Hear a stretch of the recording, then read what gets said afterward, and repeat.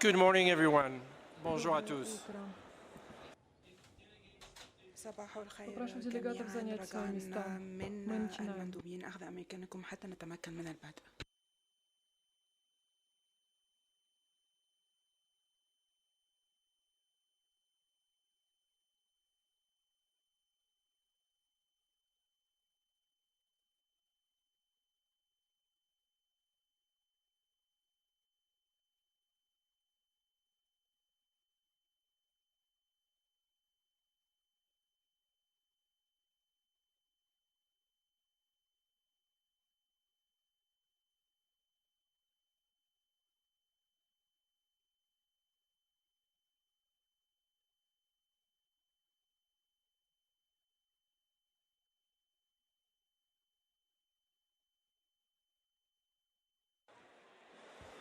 Good morning, delegates. Could we take our seats? We'd like to start, please. Делегаты, пожалуйста, займите صباح свои места. Нам الخير хотелось бы أيها начать. الوفود. رجاء أخذ Пожалуйста, أماكنكم. займите свои места.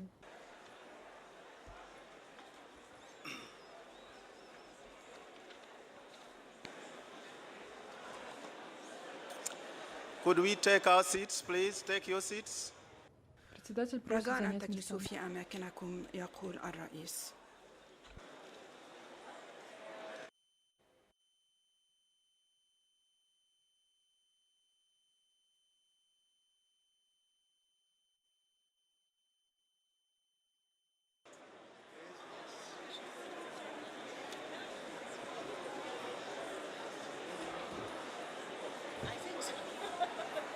I think if you just start, they will sit down. All right.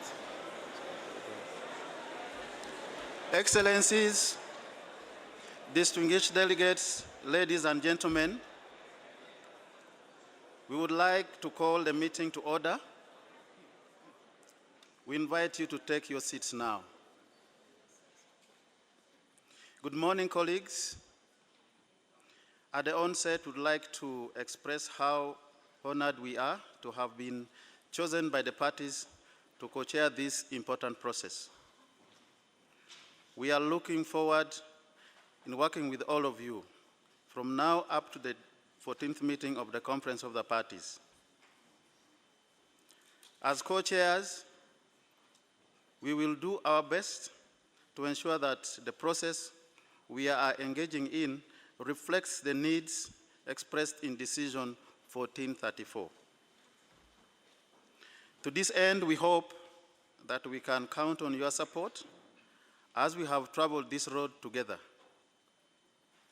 We know there may be difficult discussions ahead of us, but we are confident that together we can overcome the challenges we will face and deliver a close to final post-2020 Global Biodiversity Framework to the President of the 15th meeting of the Conference of the Parties. We would like to sincerely thank Ms. Inga Anderson, the Executive Secretary, the Executive Director of the United Nations Environment Program, for hosting us here in Nairobi. We would like to express our thanks to Dr. Christiana Pasca Palma, the Executive Secretary of the Convention on Biological Diversity, for her support in organizing this meeting. We would also like to thank the President of COP, Her Excellency Dr. Yasmin Faoud, represented here by Mr. Mohammed by Hamdallah Zidane, and all her colleagues on the COP Bureau for their guidance. Lastly, we would like also to express our appreciation to all of you. We have had the opportunity to interact with many of you, with many parties and organizations throughout the consultations. We have been organizing and you have provided input in these consultations. These inputs have been very invaluable in helping us to chart a way forward.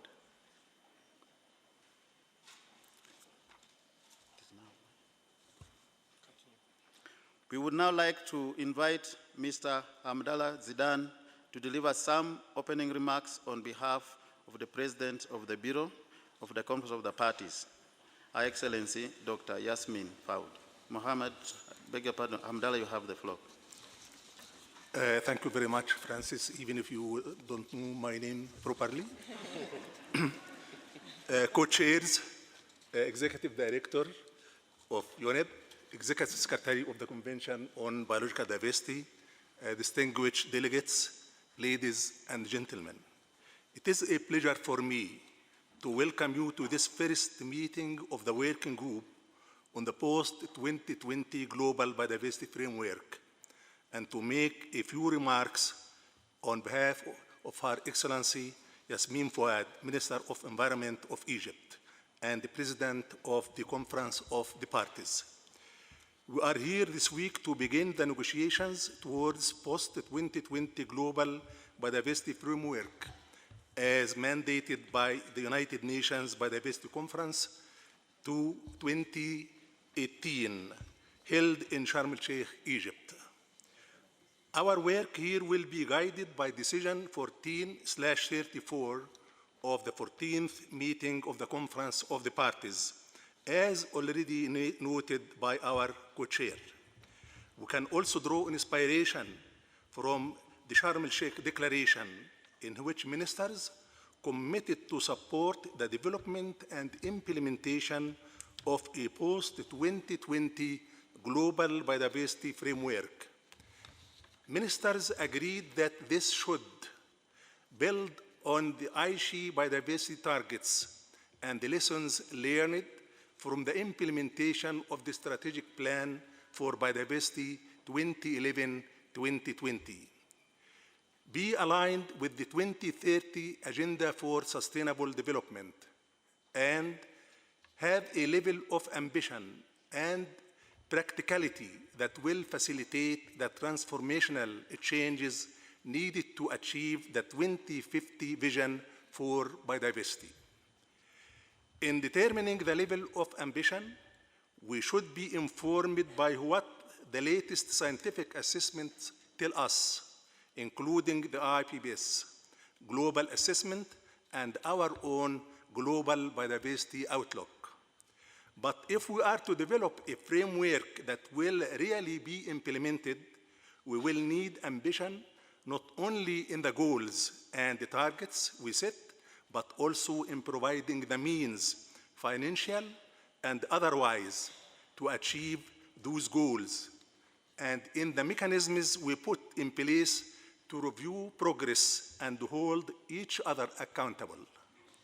We must therefore develop a balanced framework that is useful for all parties, developed and developing, and to do that, we must ensure that all parties are engaged in a fair and balanced way. To ensure that we have a practical and effective framework, we must all reach out and engage all the sectors necessary to address the direct and indirect drivers of biodiversity loss. And we must highlight the potential of nature-based solutions where biodiversity can contribute to climate change mitigation and adaptation, to food security, and to our health and well-being. Therefore, the COP presidency will work to advance the mandate from Sharm el-Sheikh by advancing the Sharm el-Sheikh to Kunming Action Agenda for Nature and People, and the initiative of Egypt to promote a coherent approach for addressing biodiversity loss, climate change, and land and ecosystem degradation. We will also support the convening of the Nature Summit of Heads of State and Government at the General Assembly in September 2020. Above all, in our role as a chair of the COP Bureau, we will work closely with co-chairs, with the chairs of SABSTA and SBI, with the incoming presidency of COP15, and with all Bureau members to support this working group and the entire preparatory process. I would like to take this opportunity to express our appreciation to the co-chairs for their leadership, to the Executive Secretary and the Hart team for their dedication and professionalism, and to all parties and observers who have contributed to the preparatory process so far. I believe that the submission from parties and observers and the regional and other consultations provide a very good basis for our work. I would also like to congratulate Inger Anderson on her appointment as the Executive Director, and through her, thank the entire Unip team, as well as the United Nations office in Nairobi for hosting us here. I believe I can speak on behalf of all of us in expressing our confidence in her leadership of Unip at this challenging time for the planet and its people. Of course, Inger, you will have our full support. Ladies and gentlemen, the task of developing the post-2020 framework is a daunting one. Doubtless, there will be many challenges on the road to Kunming, but I'm convinced that by working together, we can rise to the challenge and develop a framework that puts us on a path to achieve the 2050 vision for biodiversity of living in harmony with nature. Egypt, as co-president, will spare no efforts to help us all do just that. Thank you for your attention.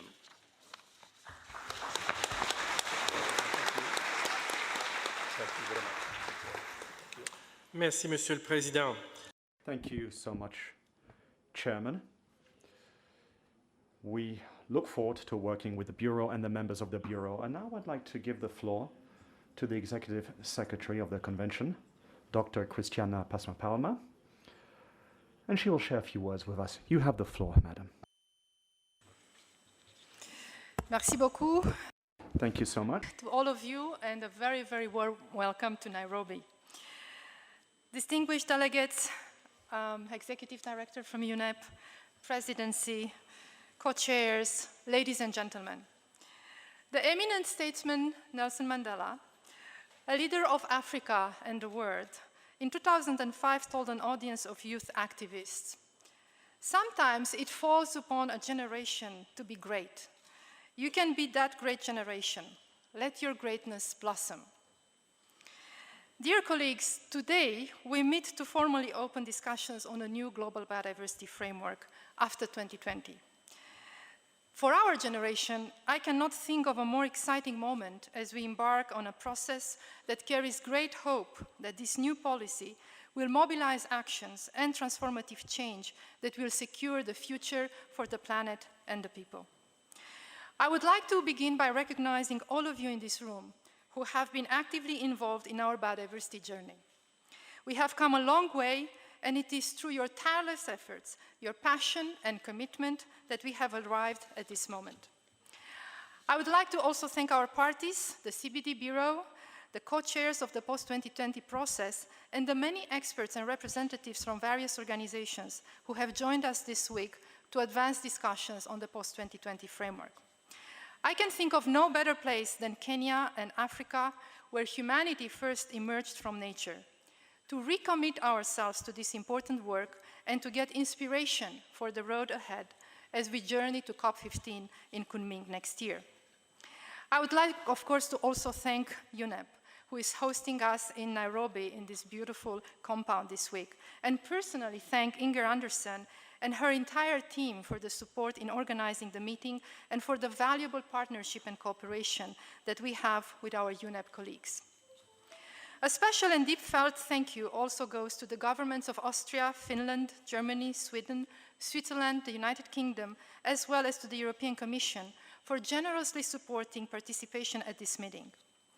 Last and certainly not least, I would like to give my deep appreciation to my entire team at the CBD Secretariat for their hard work and commitment, without which our work would not be possible. I'm very proud of you. Dear friends, it has been close to a year since we last met at COP14 in Egypt, and in that time we have much to be proud of. Together we have increased the depth of the scientific basis of our work. We have garnered increasing attention and catalyzed new action and partnerships from leaders at the highest level of government, business, and civil society. We have worked hard to promote biodiversity on the international agenda, and we now see the fruits of that with the increased political attention for biodiversity in major fora, including at the G7, the G20, and many others. We have seen even greater numbers of the public, led by the world's youth, call for action to safeguard nature. And as we are learning from our Chinese colleagues, China has made a priority that all its citizens know what biodiversity is, why is it as important as it is, and how to take action to safeguard. And that's one of the objectives for China in COP15. These are all significant achievements. And yet, much work remains in front of us to deliver an agreement in 2020 that will ultimately help bend the curve of biodiversity loss by 2030, and also facilitate the achievement of the 2050 vision of living in harmony with nature that we have at the convention. So your presence at this first open-ended working group meeting signals your commitment to this transparent, participatory, and inclusive process. We have a total of close to 500 delegates, participants here, 199 government representatives from 99 countries, and 116 partner organizations and representatives from NGOs, IGOs, the private sector, indigenous people and local communities, youth, education, and the UN at large. Luckily, thanks to the work of so many of our colleagues in this room and beyond, we know solutions do exist to the challenge of the biodiversity crisis. Many of these solutions have been outlined in recent landmark reports. For example, the IPBES Global Assessment outlines 5 main interventions or levers that can generate transformative change by tackling the underlying indirect drivers of nature deterioration. And those are incentives and capacity building, cross-sectoral cooperation, preemptive action, decision-making in the context of resilience and uncertainty, and environmental law and implementation.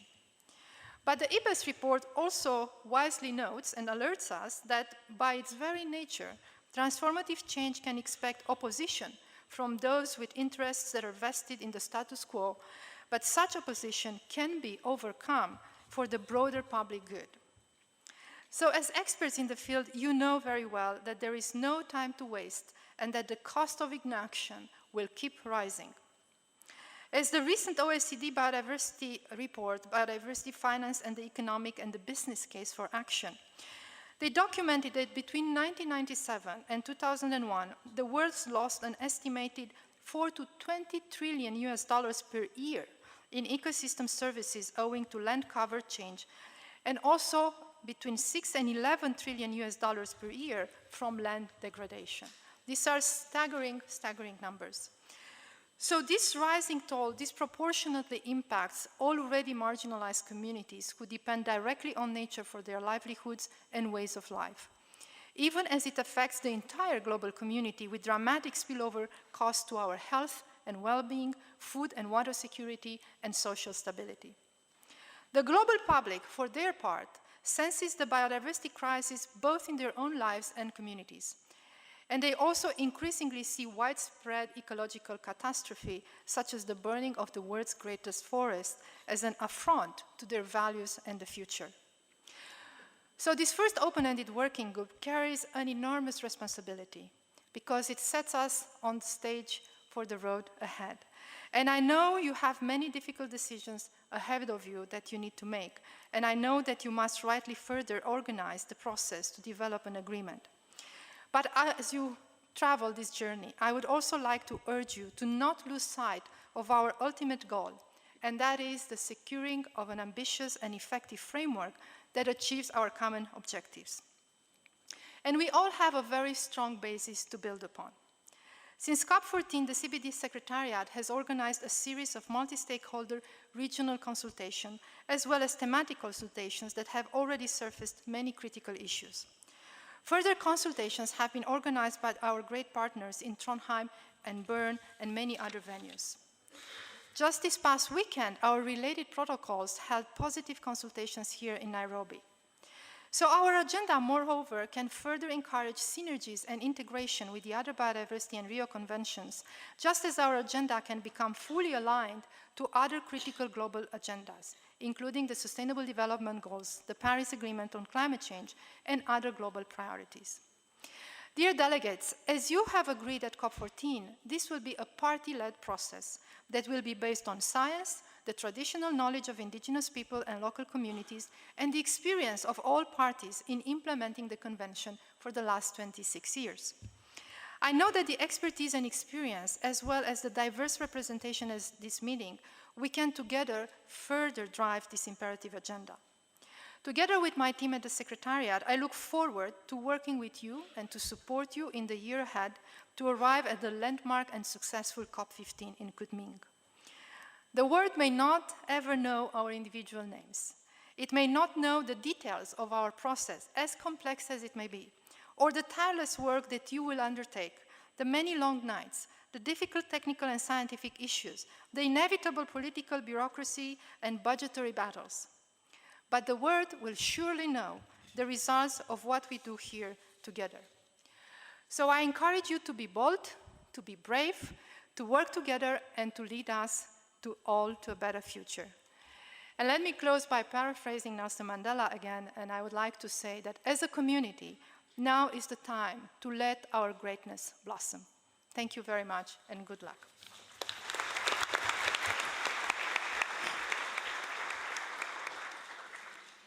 Thank you, Dr. Pascal Palma, for your words of welcome and for outlining the challenges and opportunities that lie ahead. We'd like to thank you for those remarks, and we look forward to your continued support through the process. We also like to take this opportunity to thank your team and the Secretariat for the hard work in ensuring that we had a fruitful meeting. And we also think that we are going to continue to support us throughout the process. So we'd like, again, to thank you for those remarks. My co-chair, you have the floor. We'd like now to invite the Executive Secretary of the United Nations Environment Programme, Ms. Inger Anderson, to address the meeting. You have the floor, Ms. Anderson. Thank you very much. Indeed, Excellency Hamdallah Zaidan, it's a pleasure to see you here. And through you, please convey the greetings to Her Excellency Yasmin Fouad. Co-chairs Francis Ogwell and Basile Van Havre, thank you for your hard work. Executive Secretary Christina Paschke-Palmer, thank you also, and through you to your team. Ministers, ambassadors, partners, its distinguished guests, friends, and colleagues, welcome to Nairobi, the United Nations' only headquarters in the Global South, in this beautiful country of Kenya. You are very welcome here. I want to thank everyone for this opportunity to speak as you begin this hard work of outlining the scope and structure of the post-2020 biodiversity framework. I know that this is a long and complex task, but one from which we cannot shirk. The framework, this framework that you will elaborate, will become crucial in arresting biodiversity loss, the implications of which are becoming clearer with the passing of every year. Other speakers have mentioned some of the landmark reports that have shouted out the implications of what we are doing to our planet. Here, the 6th Global Environmental Outlook, the Global Resources Outlook, the IPBES Global Assessment Report on Biodiversity, the IPCC report on land, each tells us facts. And these reports tell us in no uncertain terms that we are losing species and land at a rate that we cannot possibly sustain. And as we lose biodiversity, we lose our food, our water, our raw materials, our medicines, our cultural and spiritual understanding and well-being that this provides. We need to look no further than the fires that are happening across the world right now, where unprecedented fires are devastating large areas of what was and is the most important areas containing biodiversity. We cannot begin to unravel these impacts that this will have on biodiversity, climate change, and the well-being of people.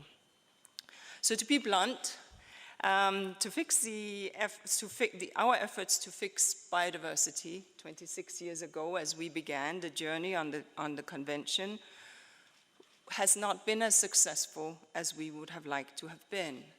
And the Aichi targets, although I encourage everyone to stretch to meet them by the 2020 deadline, does not look as if we will achieve with the ambition that we had set back in Nagoya in 2010. So we must learn, we must investigate, we must ask, and we must inquire why this is so. And allow me, therefore, an opportunity to ponder with you around this topic. Because the direct drivers of biodiversity loss, habitat conversion, overexploitation, pollution, climate change, and invasive alien species, those direct drivers are growing every day in their severity and in their impact. But now we have a second bite at the cherry. Now we have a time to recommit to a new and bolder post-2020 framework, and we must get it right. And you, the parties, you start the job right here today. So how do we get it right? First, we must learn from the mistakes that we did when we set what were brilliant IT targets. These targets were in large part not met because the buy-in from the sectors that caused the loss were not party to the targets or had not bought into them. We also had not had baselines against which we measured indicators. So we cannot repeat that. We must learn that from the past. Two, we need to have a greater level of ambition, as we've heard from the Executive Secretary. Now, IT Target 11, which calls for 17% terrestrial and 10% marine, was ambitious in its time, and it provided a clear path for accountability, and it has been one of the most successful goals. This allowed countries to measure themselves and to make progress, and I really congratulate those countries that have met or exceeded those targets. But even if we do reach that target by 2020, it's not enough. Because the third point that I want to emphasize is that the percentage of our planet, just measuring a percentage of protection, is an inadequate overall measure. We do need to establish percentages for protected areas, don't get me wrong. But we should stretch the limits and look at biodiversity everywhere. We should stretch the limit and look at protecting the entire planet. That means our fields, our cities, our agriculture, our forests, even if they are unprotected, must be part of the biodiversity solution. And we need to facilitate and encourage biodiversity-positive agriculture, biodiversity-rich cities, biodiversity-smart construction, biodiversity-good infrastructure that integrates nature. We need nature-based solutions. That will not only be good for biodiversity, it will be good for you and I. It will be good for our children and human welfare, for our health, for our resilience in a climate-changing world. My fourth point is that the quality of what we protect is as important as the quantity. And that means if we protect elements with high degree of endemism, high degree of biological diversity wealth, that is essential. So counting percentages in and of itself is not enough. The fifth point that I want to make is that we need to secure buy-in, as I referenced, to the sectors that sit outside biodiversity, outside the Environment Ministry. Our engagement with those sectors that are often the drivers of loss is absolutely critical for success. And for example, we know that land use changes is a major driver of biodiversity loss. But we also know that the Aichi targets were agreed at the Ministry of Environment level, as I mentioned, with little buy-in in a number of countries from agriculture, infrastructure, public works, municipal planning, and others who are often part of the solutions. So we in the biodiversity sector need to work with those sectors. They can be part of the solution, and this needs to therefore be an element of the discussion to redefine the framework. If they are not, 10 years from now, we risk having the conversation that the destruction and biodiversity continued unabated. Six, I put it to you that we need to have science-based targets, targets that are anchored in science. We have learned a lot in the interceding 10 years. IPCC have brought targets to the climate conversation. IPBES has brought targets and deeper understanding to the biodiversity conversation. And those targets will then allow us to measure how we are doing, to see where we are falling short, and to celebrate where we are doing well. These science-based targets can also be used by business, just as are the climate targets today, by agriculture, by infrastructure, so that we can measure the performance on biodiversity. All the while, of course, ensuring that the rights of indigenous people and traditional communities as landowners hold and are held and upheld and protected. The targets need to be ambitious, measurable, feasible, and contain the quality of protection that we would like to see. And seventh, allow me to muse a bit. What would the world look like if we had an apex target for biodiversity? Now, I know that we may not be ready to think about that today and in the context of the convention, but I encourage scientists to think about the 1.5 degrees scale, the Celsius scale, that we have used to measure as an indicator of how we are doing on climate. And I encourage science to ponder and to investigate and to research whether we could not come up with something similar for biodiversity, something that simplifies the complex issue to increase engagement. You could imagine a composite scale that combines species diversity, genetic diversity, ecosystem diversity. And someone invariably will plot this out and begin to talk about global performance and country performance, and surely someone would issue a gap report. Now, if we were to have such a scale that would walk into the global conversations, walk into the public imagination, it would also allow for greater pressure, frankly, and for greater awareness to be put to decision makers to ensure that biodiversity is protected. And eighth, targets mean nothing without the right solutions. And that's the good news. We have the solutions in our hands. Our economic models may systematically have undervalued and overexploited the ecosystems, but we know that when we turn it upside down, in fact, we can tackle poverty as well as growth and development through enhanced economic understanding. We know that agriculture can be part of the solution, not part of the problem. And we understand that if we transform the agri-food systems, we can produce and also have biodiversity positive agriculture. We know that the competition between wildlife and wild species is often devastating wildlife population, but we also understand that with smart wildlife management, we can actually have this to be beneficial for local communities as well as the economies. And we know that land degradation drives poverty and biodiversity loss, but we also know that when we restore landscapes, we bring back not only economic opportunities for people, but also for biodiversity and climate solutions. And we understand that infrastructure can be smart and biodiversity positive. So what I would like to say, ladies and gentlemen, society around the world is increasingly recognizing and responding to the environmental challenge and looking to governments and agencies such as Unip to take action. Governments need to respond, as do we all. Political will, synergies across sectors and across the agreements, utilizing solution and supporting national capacities will be critical for the success.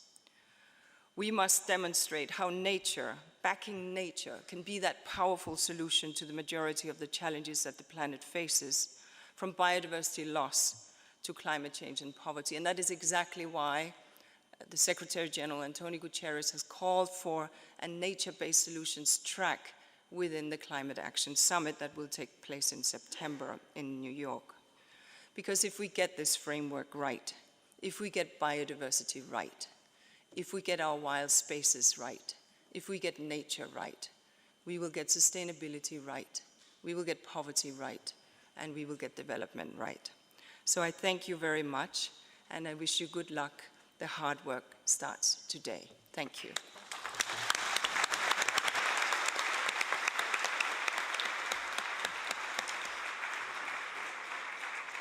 Thank you, Ms. Inga Anderson, for those remarks and a warm welcome. I think we have taken note of your very, very key points you've raised. And we look forward to you participating in this process up to the very end. Thank you so much. Before opening the floor to regional remarks and remarks from observers, we would like to invite the Secretariat to give us some information on the use of the microphone, on accessing documents from the website, and printing on demand. Secretariat, you have the floor. Thank you, Co-Chair. Good morning, everyone, and welcome to Nairobi. If you wish to speak, please press the following buttons on your microphone unit just below your touch screen. If you are seated on the left, press Speak A. If you are seated to the right, press Speak B.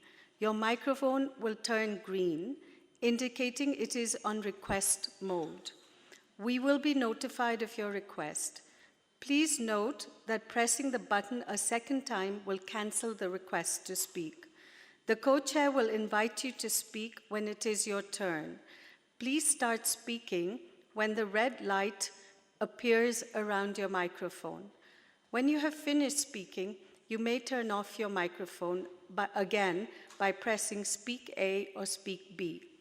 If you encounter difficulty using your microphone, please request assistance from one of the conference officers located inside the meeting room. When it is your turn to speak, please remove your earphone, speak close to the microphone, slowly and clearly, so that the interpreters can provide a clear interpretation. The clock visible on the main projection screen will indicate your remaining speaking time. Some delegates from intergovernmental organizations, indigenous peoples and local communities and non-governmental organizations who request the floor may be identified only by a number and not their organization name. When your microphone is on, please identify your organization before commencing your intervention. In an effort to reduce paper consumption during official CBD meetings, the Secretariat is no longer printing hard copies of documents for distribution. Participants are strongly encouraged to use the electronic versions of the documents available for download from www.cbd.int/post2020 under the WG 2020 tab. To access this page, participants should join the Delegates Wi-Fi network. For delegates requiring hard copies of documents, we are using a print-on-demand system, which enables delegates to request printing of in-session documents on demand directly from the website. Information on how this system works is available at the Documentation Center. If you have any questions, please do not hesitate to ask the Secretariat staff at the Documentation Center.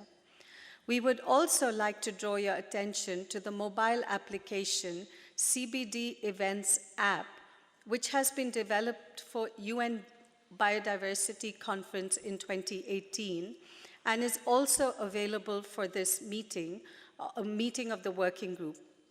The CBD Events app is free of charge and can be downloaded from the CBD website at cbd.int/cbd-events. Thank you in advance for your commitment and support to reducing paper consumption at CBD meetings. In addition, in order to further reduce consumption during our meetings, we would request participants to keep their name badge lanyards at the end of this meeting and to bring them to future CBD meetings so that they can be reused. Thank you. Thank you, Secretariat. With that, we will now open the floor for regional statements and one group statements from IPLCs, civil society, youth, women, local and subnational authorities, and business. We encourage you to keep your statements short and concise. You will have only 6 minutes to deliver your opening statements. There is a clock displaying your remaining time on the main screen. After 6 minutes, your microphone speaking time will be switched off. Please take note of that. Please submit the full text of your intervention, a written one, either by email or to statement@cbd.int or to the room attendants. So those are the guidelines. Please, 6 minutes, see the screen, you'll be cut off after the 6 minutes. Thank you. First, we give the floor to Egypt on behalf of Africa. Thank you, Mr. Chairman. Egypt is taking the floor on behalf of African Group. I would like to begin by welcoming all delegates to our beautiful continent that is rich in the home of the lot of the world remaining biodiversity. Africa is the home not only rich of terrestrial but also marine biodiversity that provide critical ecosystems, services, driving the continent's economy and serving as buffer to climate change. However, the continent is experiencing a dramatic loss of biodiversity. We are gathered here this week to begin in earnest the extensive work of shaping a new global vision for biodiversity. The work before us needs to be informed by the fact that as 2020 approaches, it is clear the strategic plan 2011-2020 and its issue targets are unlikely to be met. As we start our work, we need no reflection on the critical elements that have resulted in this unfortunate status quo, and also consider innovative approaches to address them in the new global biodiversity framework. In this regard, our region is convinced that the two protocols, i.e. Cartagena and Nagoya protocols, are key to the effective implementation of this convention. This means the elements of the protocol should be incorporated into the global biodiversity framework in a complementary manner that allow effective implementation aspects to be enhanced. Our strong interest, Mr. Chairman, in the integration of the protocols was made clear this week when South Africa, on behalf of Africa, provided resources toward the global consultation on the two protocols to ensure that issues for protocols are addressed and integrated in the post-2020 global biodiversity framework. Mr. Chairman, we are of the firm view that framework should provide an overarching frame that addresses important elements such as capacity building, scientific cooperation, and technology transfer. The framework needs to be comprehensive enough to incorporate diverse perspectives and address the elements related to indigenous people and local communities. This will require specific attention to the equitable sharing of benefits arising from the sustainable use of biodiversity. We believe that biodiversity-based economy, through the sustainable use of biodiversity, has the potential to harness the necessary additional resources to support the implementation of the post-2020 global biodiversity work. This will require a concerted effort from all stakeholders to address the global framework for managing biodiversity and attending to the outstanding issues from Nagoya Protocol on access and benefit sharing. A fully effective Nagoya Protocol is able to unlock necessary resources for the conservation of biodiversity and sustainable use of the component. A key priority for our region relates to the means of implementation. We are of the firm view that the only way to mobilize sufficient resources for biodiversity is to ensure sustainable use and equitable benefit sharing. Additional resources can also be unlocked through the mainstreaming of biodiversity into important production sectors that are important for driving biodiversity loss. Biodiversity-based economy sector is an important link for 2050 vision of living in harmony with nature, a development pathway that's based on conservation and sustainable utilization of biodiversity is key to address political realities within our continent. A clear mechanism for capturing the benefits of biodiversity is required for 2050 vision.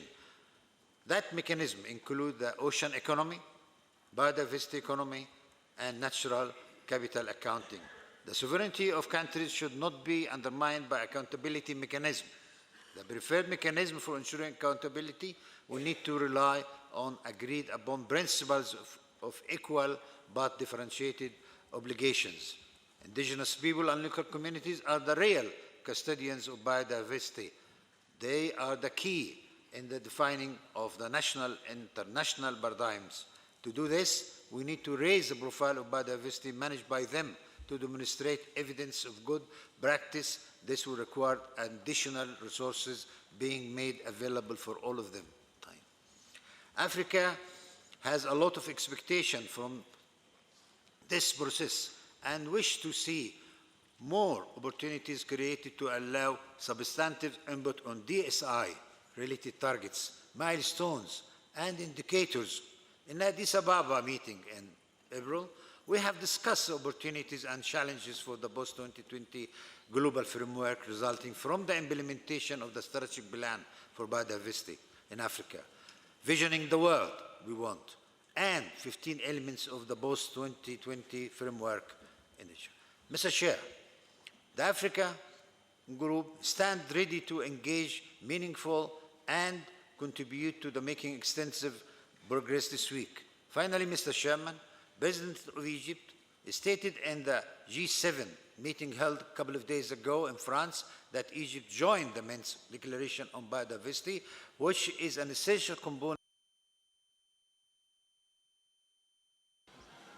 Thank you, Egypt. I would like now to turn to Kuwait, who will be speaking on behalf of the Asia-Pacific region. Thank you. شكرا سيد الرئيس على منح الكويت نيابة عن. Thank you, Chair. Thank you for giving me the floor.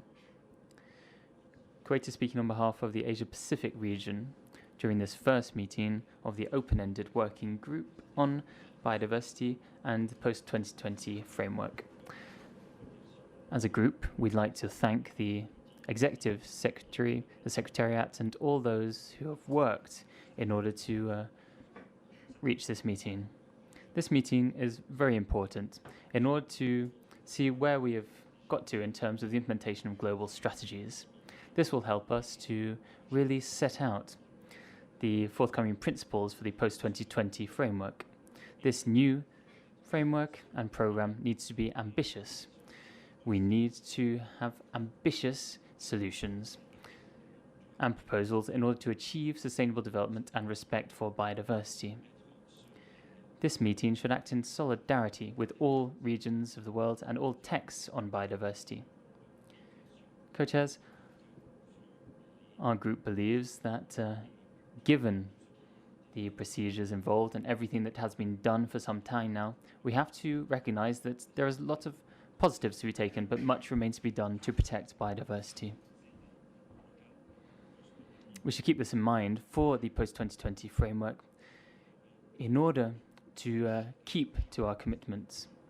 Each state needs to do this in order to contribute to the 2050 vision in a clear, measurable way with achievable objectives that can be further developed.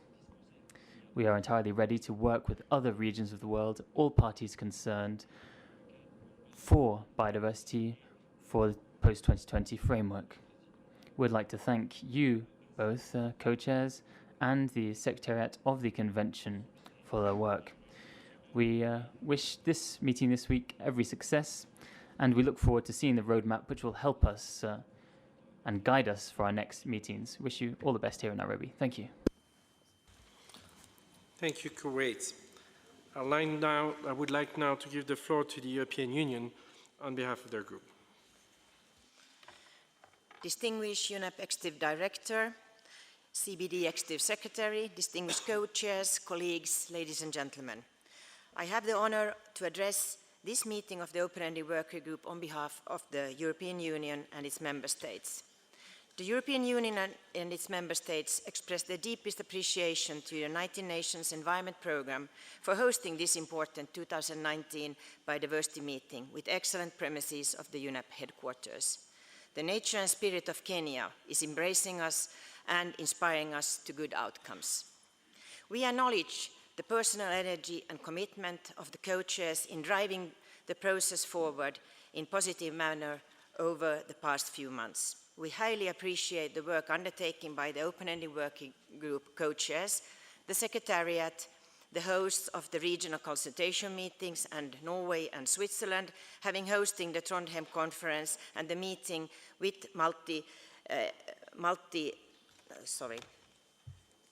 multilateral environment agreements in Bern, and all experts and stakeholders that participated and shared their views. These meetings have enabled an in-depth consideration of scientific evidence provided by IPBES and inclusive discussion of the options consistent with the three objectives of the Convention. Mr. Chair, we want to reiterate the need for adoption of an ambitious post-2020 biodiversity framework across the UN and for all stakeholders towards the 2050 vision on biodiversity. The framework should strengthen the implementation of the Convention of Biological Diversity and its protocols, as well as the coherent implementation and contribution by all biodiversity-related multilateral environment agreements and the Rio Conventions to the new framework. I would like to refer to the Trondheim call for action in face of the extinction crisis signed by 14 ministries from every region of the world. Ministers stated, we need to halt and urgently reverse the damage to ecosystems and the global loss of biodiversity. Biodiversity is declining globally at rates unprecedented in human history, and the rate of species extinction is accelerating. There are grave impacts on all people around the world. Without the fundamental system-wide reorganization across technological, economic and social factors, including paradigms, goals and values, the Sustainable Development Goals and the 2050 vision for biodiversity will not be reached. If we act now, we can still succeed. I believe that we all in this meeting share the same understanding of the challenge we are facing. I would like to assure that the EU and its member states are committed to work constructively together with all parties and stakeholders to develop a post-2020 framework which leads towards a transformative change. Mr. Chair, we are grateful for the preparation of the documents for the first meeting of the open-ended working group, which provides a good basis for our work this week. Taking into account the limited time and financial resources, we feel that we already have a good start. We would like to emphasize the need for full implementation of Decision 14/34, and in particular, the overarching principles and procedures foreseen therein, including with regard to participation and transparency, as well as the role of the Bureau with regard to the oversight of the process. For this meeting, we aim at an agreement on the structure and scope of the framework and a clear and solid work programme for its further development. Both are important for the effectiveness and efficiency of the thematic meetings, as well as the contributions needed for Working Group on Article 8J, SBSTA and SBI. The EU and its member states welcome the 4 general clusters of issues to be considered in the development of the post-2020 biodiversity framework, while more reflections will be needed to clarify the status of each of these clusters in a structured action framework. The overall design is an interesting basis for further considerations. Mr. Chair, finally, let me assure you that the European Union and its member states stand ready and committed to work hard to make this meeting a great success. Thank you. Thank you, Finland. We'll now like to turn the floor to Tajikistan, that will be speaking on behalf of the Central and Eastern European region. Tajikistan. Thank you very much, dear Mr. President, Secretariat, co-chairs, and ladies and gentlemen. The countries of Central and Eastern Europe welcomed the delegates to the open-ended working group on post-2020 global biodiversity framework. And commencing our common work, the countries of the region confirmed that biodiversity is still crucial for the entire planet as the process of species extinction continues, and this negatively affects not only the health of planet Earth, but also the health of people inhabiting it. Further biodiversity loss can lead to destabilization of the biota, loss of the biosphere integrity, and its ability to maintain essential environmental qualities necessary for life. Preservation of living systems diversity on Earth is a necessary condition for human survival and the sustainable development of civilization, since the functioning of natural ecological systems ensures that clean air, drinking water, and food are available to us. Noting the great success achieved by the Secretariat and the countries of the Central and Eastern Europe in developing of post-2020 global biodiversity framework, the regional consultation is being conducted in April this year in Belgrade, where the countries from region has had their contribution of their thoughts to the future development of the post-2020 global biodiversity framework. The countries of Central and Eastern Europe region making efforts to harmonization of their national frameworks. And we wish to know that the support provided to countries gives countries an opportunity to quickly carry out necessary research and integrity necessary reforms. At the same time, in the countries of our region, the problems related to preserving traditional knowledge associated with the genetic resources, their legal protection, and ensuring access to them fall into the category of very difficult issues, due to strong differences of historical conditions in which the systems of a political structure and economic and social development were being formed as compared to the countries where indigenous peoples and local communities survive. The countries of Central and Eastern Europe voiced confidence that the open-ended working group on the post-2020 global biodiversity framework will find answers to the questions posed, and the rapid development of high technologies in modern civilization, including biological ones. Varied and understandable decisions will be made, contributing to the progress in achieving of designated goals in the post-2020 period and formulating of clear and understandable targets to achieve them. By this, we do believe that the new framework will strengthen the work of harmonization of the Convention and its protocols. Thank you very much, and I wish all of us to live in harmony with the nature. Thank you. Thank you, Tajikistan. We'll now give the floor to Costa Rica, that will be speaking on behalf of the GRULAC region. Gracias, señor. Thank you, Co-Chair. Costa Rica is speaking on behalf of GRULAC. GRULAC would like to thank the government people of Kenya for hosting us and thank the co-chairs for gathering contributions to form the basis for our discussions here.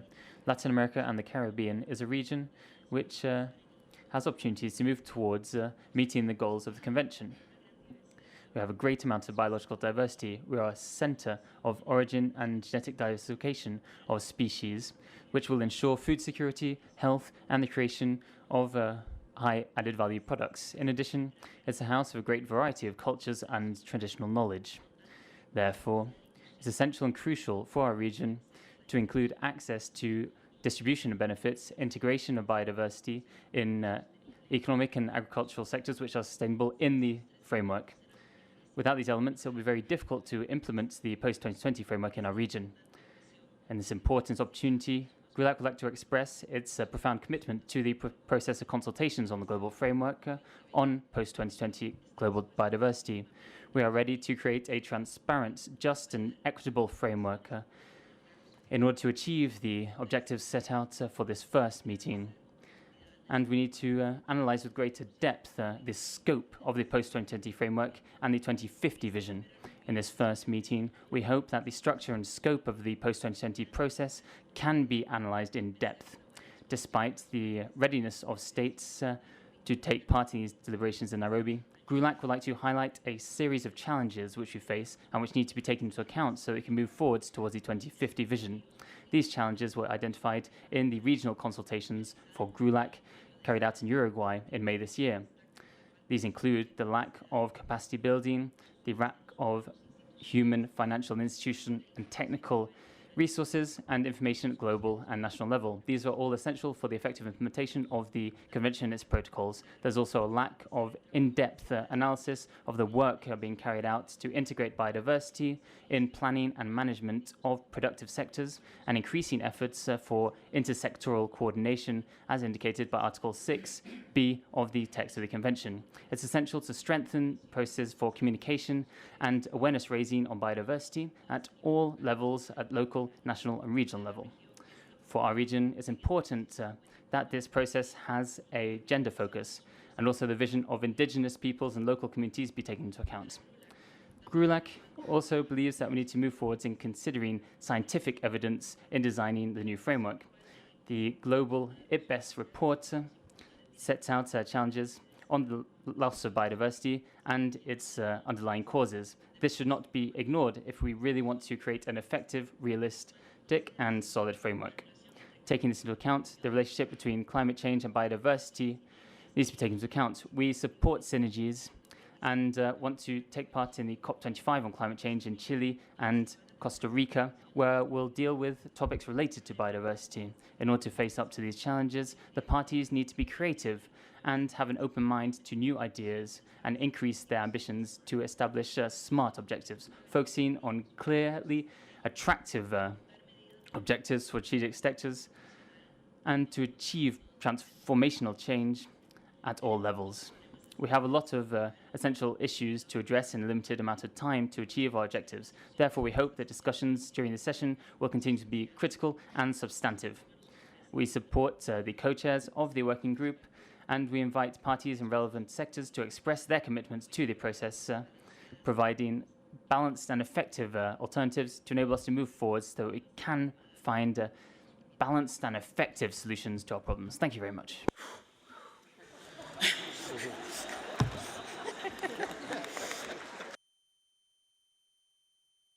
Thank you, Costa Rica. And now last but not least, turn the floor to New Zealand on behalf of JUSCANS. Thank you, Co-Chair. New Zealand is speaking also on behalf of Australia, Canada, Iceland, Israel, Norway and Switzerland as members of the JUSCANS group, which forms part of the WEOG regional group.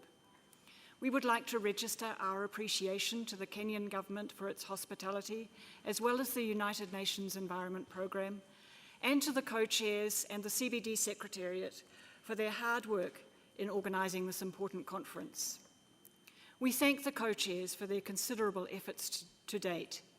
We support your work and have full confidence in you, and we stand ready to provide what support we can throughout the process. Global biodiversity is in an extremely alarming state, and the situation is getting worse. The science, including the latest IPBES report, is clear on this. This situation exists despite the work of parties and others over the last decade and more. The process we are engaged in must address this situation.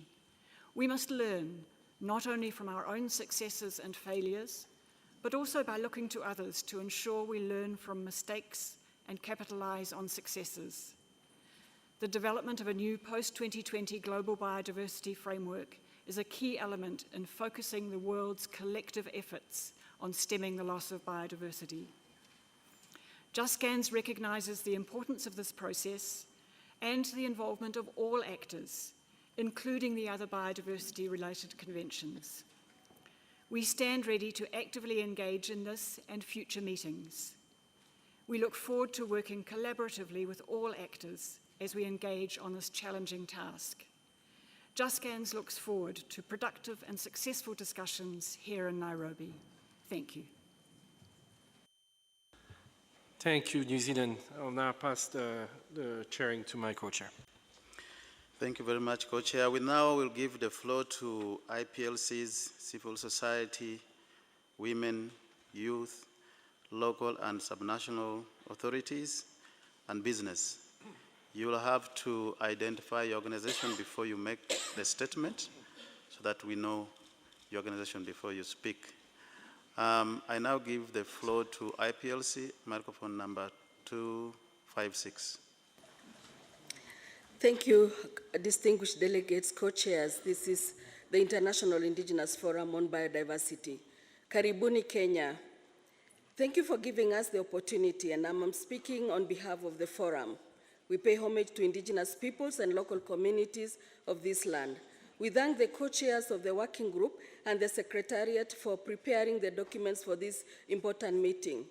At COP14 in Egypt, we were very happy with the COP decision to have a comprehensive, inclusive, and participatory process to develop the post-2020 global biodiversity framework. We are at a very critical moment of global transitions, demanding the best of ourselves and the best of all other actors towards restoring balance in our relationship with nature. For indigenous peoples, this means an abiding self-determination and renewal of our spiritual and cultural values to defend living nature, sacred spaces, and our territories from destruction. The IPBES global assessment finds that indigenous peoples' lands traditionally owned, managed, used, or occupied cover approximately 35% of formal protected areas and approximately 35% of all remaining terrestrial areas with very low human intervention. This affirms the central role and vital contribution of indigenous peoples and local communities to fulfilling the goals of the Convention. Building on this foundation, and with our rights fully recognized and protected in the post-2020 biodiversity framework, we can be strategic permanent partners with governments as right holders and not stakeholders, supporting the collective action of indigenous people and local communities, and securing our rights to lands, waters, territories, and resources can be among the most effective ways to make rapid progress in revising biodiversity laws and moving towards the 2050 vision for biodiversity. A human rights-based approach should therefore be fully integrated throughout the post-2020 framework, in particular the protection and prevention of killings of environmental human rights defenders. Co-chairs, distinguished delegates. The Convention becomes much stronger with a robust compliance mechanism, such as the Universal Periodic Review with the human rights system. On the issue of the transformational change, we believe that this happens through conscious cultural choices to renew our relationship with nature, respecting the rights of Mother Earth, underpinned by a moral compass and ethical values. Youth actions on climate change manifest such cultural choices. Nature-based solutions work with the application of cultural intelligence and innovation, which is featured of indigenous and local knowledge. Our cultural traditions, including science, bring their own intelligence to problem solving. We have been constructively engaging in the Convention for more than 2 decades, and we are committed to further increase our engagement for a successful post-2020 progress and its subsequent implementation. With reference to Agenda Item 5 on the future work of the open-ended working group and allocation of tasks for other intersessional bodies and processes, we call for the allocation of more space for indigenous people and local communities, representatives in all relevant future consultation on the post-2020 global biodiversity framework. We would also like to invite parties and relevant donors to contribute more funding to the voluntary fund to fulfill the COP14's decision for effective participation of IPLCs, including women and youth from the geographical regions of the CBD and the Permanent Forum of Indigenous Issues. Lastly, we are experiencing the greatest collective environmental struggle ever as humanity. The current systems have brought us to the brink of extinction. Indigenous peoples and local communities are being called on to play a central role in finding the solutions with others to the current planetary crisis.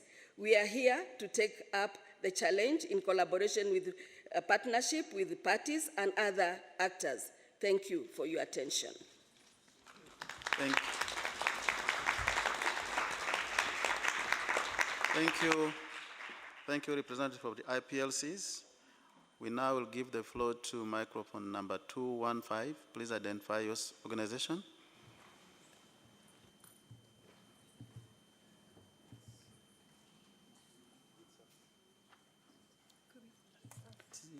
ICLEI. Thank you very much. Honourable Chairs, distinguished delegates, we are here addressing you on behalf of ICLEI, Local Governments for Sustainability, and the Advisory Committee of Subnational Governments for Biodiversity. The Advisory Committee is coordinated by the Government of Quebec, and we take this opportunity to thank our Canadian colleagues for their continuous support. For the successful implementation of the post-2020 Global Biodiversity Framework, the world needs cities and regions. Local and subnational governments make and execute decisions on infrastructure and land use on a daily basis. These actions impact directly on nature, often with irreversible consequences. Good decisions taken by these governments can contribute significantly to reverse extinction risk trends and change people's behaviors. Instead, we are seeing alarming trends where urban communities are increasingly disconnected, spiritually, mentally, physically, and socially from nature, while current consumption and production patterns far overshoot Earth's capacity. Cities and other hubs are not, however, per se the problem. Rather, they are hubs of innovation where research institutions, businesses, governments, change makers, and thought leaders live, work, and play, and where solutions are generated. Cities and regions can indeed contribute significantly to protect and restoring biodiversity and reconnect us with nature, thereby addressing the loss of biodiversity and natural systems in tangible and immediate ways, while enhancing the quality of life for all. People are cities' most powerful attribute, and we know well that the collective voice, determination, and action of a city's people can affect far beyond its national boundaries.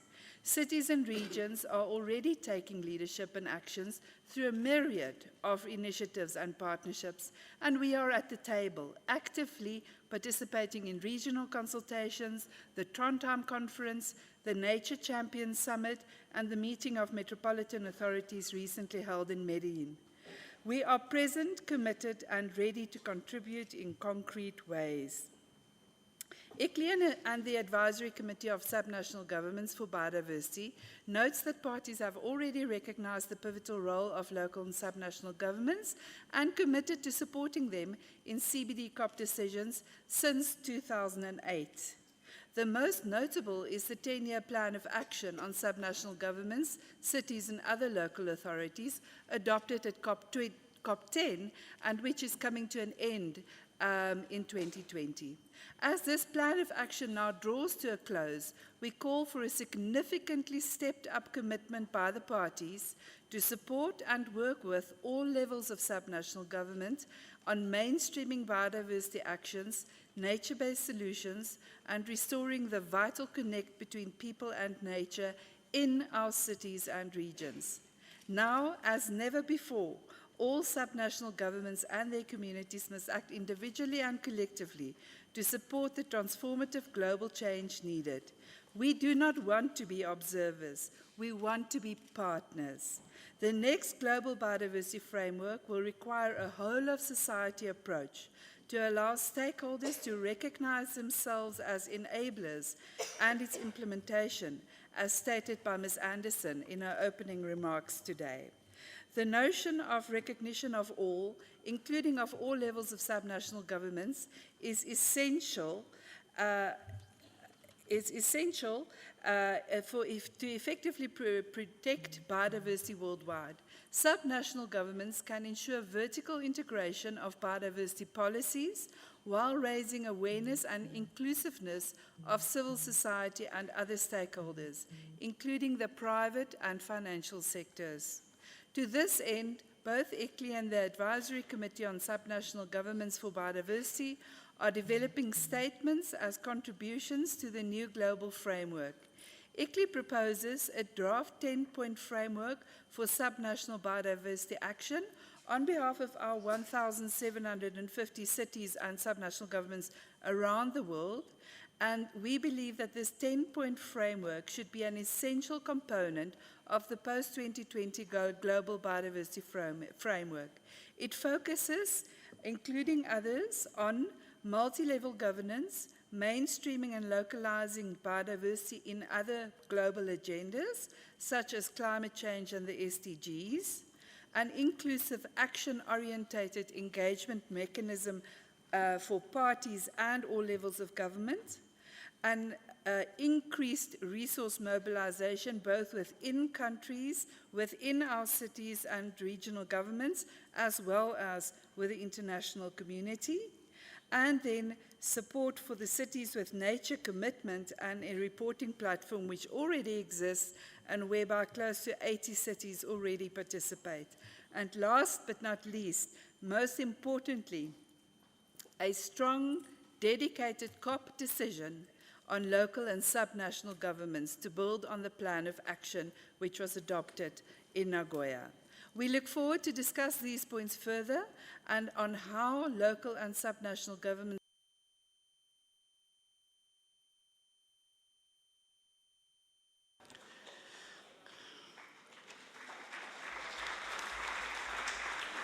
Thank you, representative of the local and subnational authorities. You were almost just about to get it right.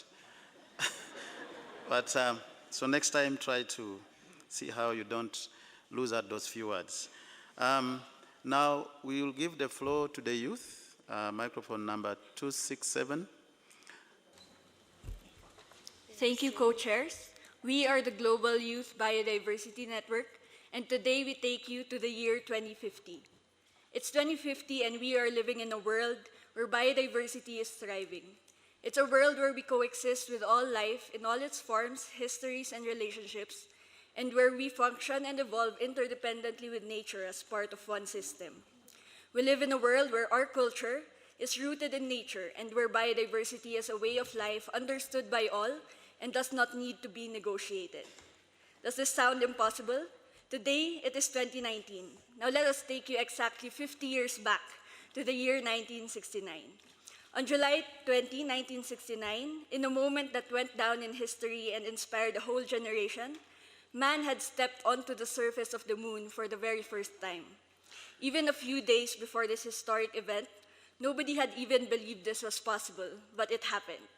And so today, just like this day that day in 1969 is a historic moment. We are gathered here to discuss a new global framework for biodiversity. We have 14 months until COP15, and there is a lot resting on us to do this right. What is often forgotten about the moon landing is that this was a feat that was made possible by a program that mobilized massive amounts of resources, and especially an unprecedented amount of political will that crossed political differences towards one goal. And we believe that we are all here today with our own ambitious goal, our own moon landing, and that is the goal of living in harmony with nature. The path to this goal will not be easy, and we will have to lean into the discomfort and really realize that we have not been doing enough, that we are part of the problem, and that if we do not fundamentally change, we will be passing on this world to future generations in a state that is worse than what we found it. And so as we are laying down the foundation for this path to 2050, we, the youth, call on parties to take this on as an intergenerational task, overcoming the limitations of conventional approaches that tend to divide stakeholders by sectors and by generation. We therefore propose to develop a model of collaboration that incentivizes partnership between members of all generations, children, youth, adults, and senior citizens. The Global Youth Biodiversity Network believes that intergenerational equity is such a concept and that it should be included in the post-2020 Global Biodiversity Framework. We also want to remind everyone here that we need a solid framework with even more solid implementation mechanisms. We urge parties not to think in terms of what is politically feasible, but in terms of what is needed. We also want to remind everyone here that given fields that no matter what structure is going to be adapted, we need to make sure that we don't repeat the mistakes of the past. We strongly urge parties to ensure that the ambition of this framework is being matched with enabling conditions and implementation mechanisms that are able to bring out the transformative change that we are looking for. We need to take bigger steps towards bold rights-based approaches, towards addressing inequalities, and toward empowering those on the ground, including indigenous peoples and local communities, women, youth, and other marginalized groups. And we need to make sure we don't leave it at just nice words, but instead turn this framework into concrete action on the ground. Implementation, implementation, and implementation is what should guide all our work here today. At this difficult time, when global tensions are rising, let's make 2019 a year where we overcome our political differences and all move collectively toward the same vision. And we ask this of you as your children, as your grandchildren, and on behalf of all those generations that we may not live to see. Thank you very much.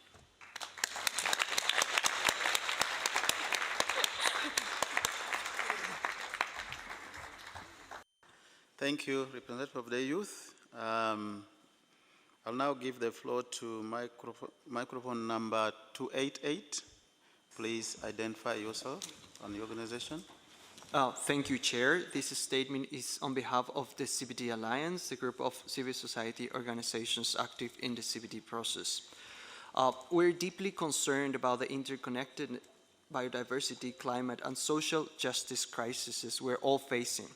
As illustrated by the IPBES report earlier this year, as well as ongoing disasters such as the enormous fires in Brazil, Bolivia, and other parts of the world, our collective survival and well-being are at stake. We have no time to lose.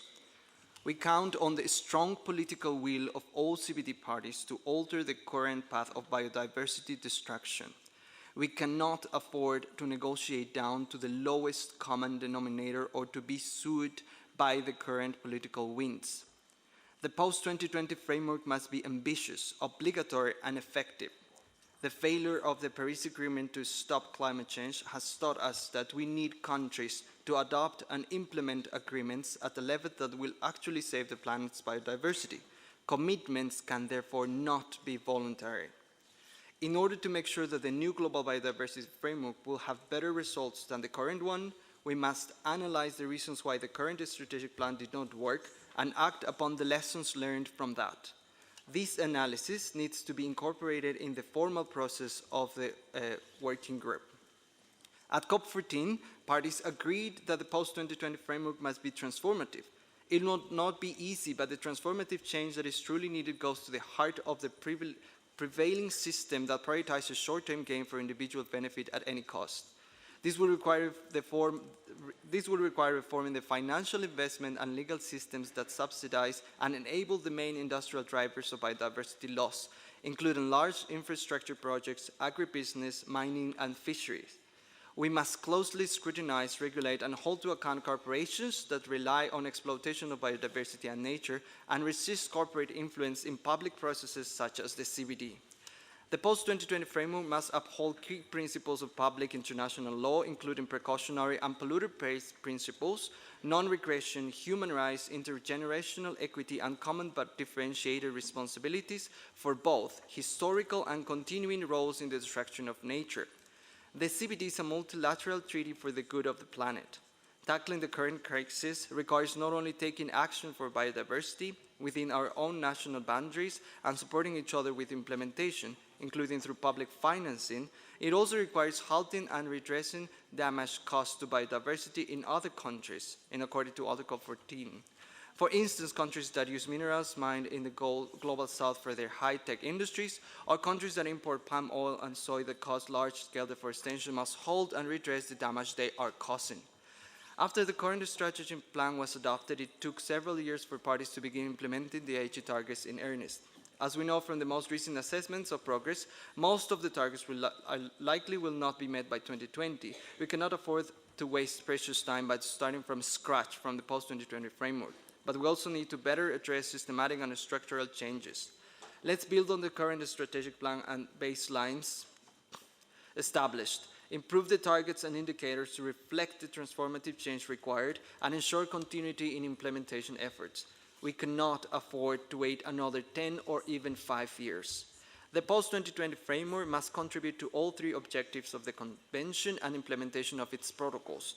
The framework should include the following essential elements: overarching principles, clear goals, targets, and indicators, and mechanisms for implementation, monitoring, reporting, and compliance. It is crucial to conserve all remaining biodiversity. One of the most effective ways to do so is to support indigenous peoples and local communities to secure collective rights to their territories and lands and undertake their own conservation initiatives. We fully support their calls to recognize their collective rights and responsibilities, governance systems and knowledge, innovations and practices, including in the context of any area-based targets and conservation measures.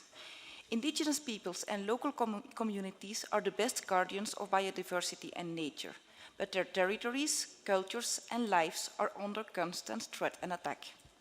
Governments have a moral and legal responsibility to protect environmental and human rights defenders as they defend their territories and lands against drivers of biodiversity loss.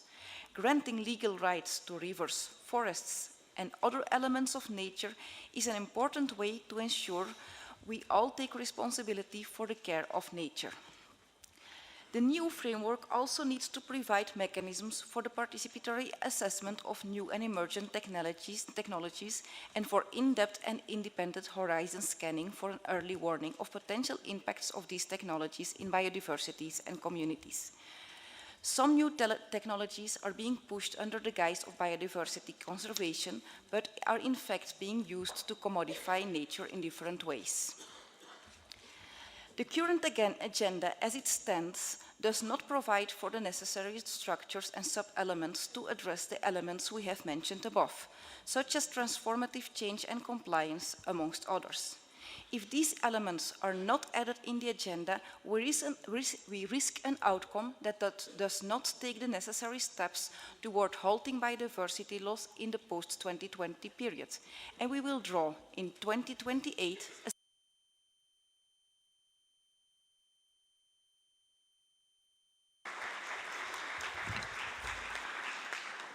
Thank you, CBD Alliance. We'll now give the opportunity to IUCN. That will be our last speaker. IUCN, if you're around, please take the floor.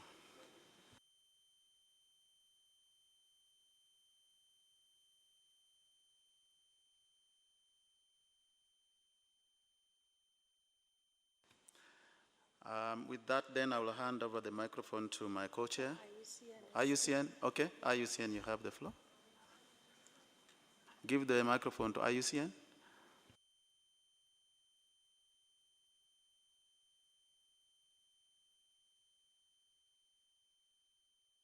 Just a moment. I see women has also come now, so after IUCN, we shall also give the floor to women. IUCN, you have the floor.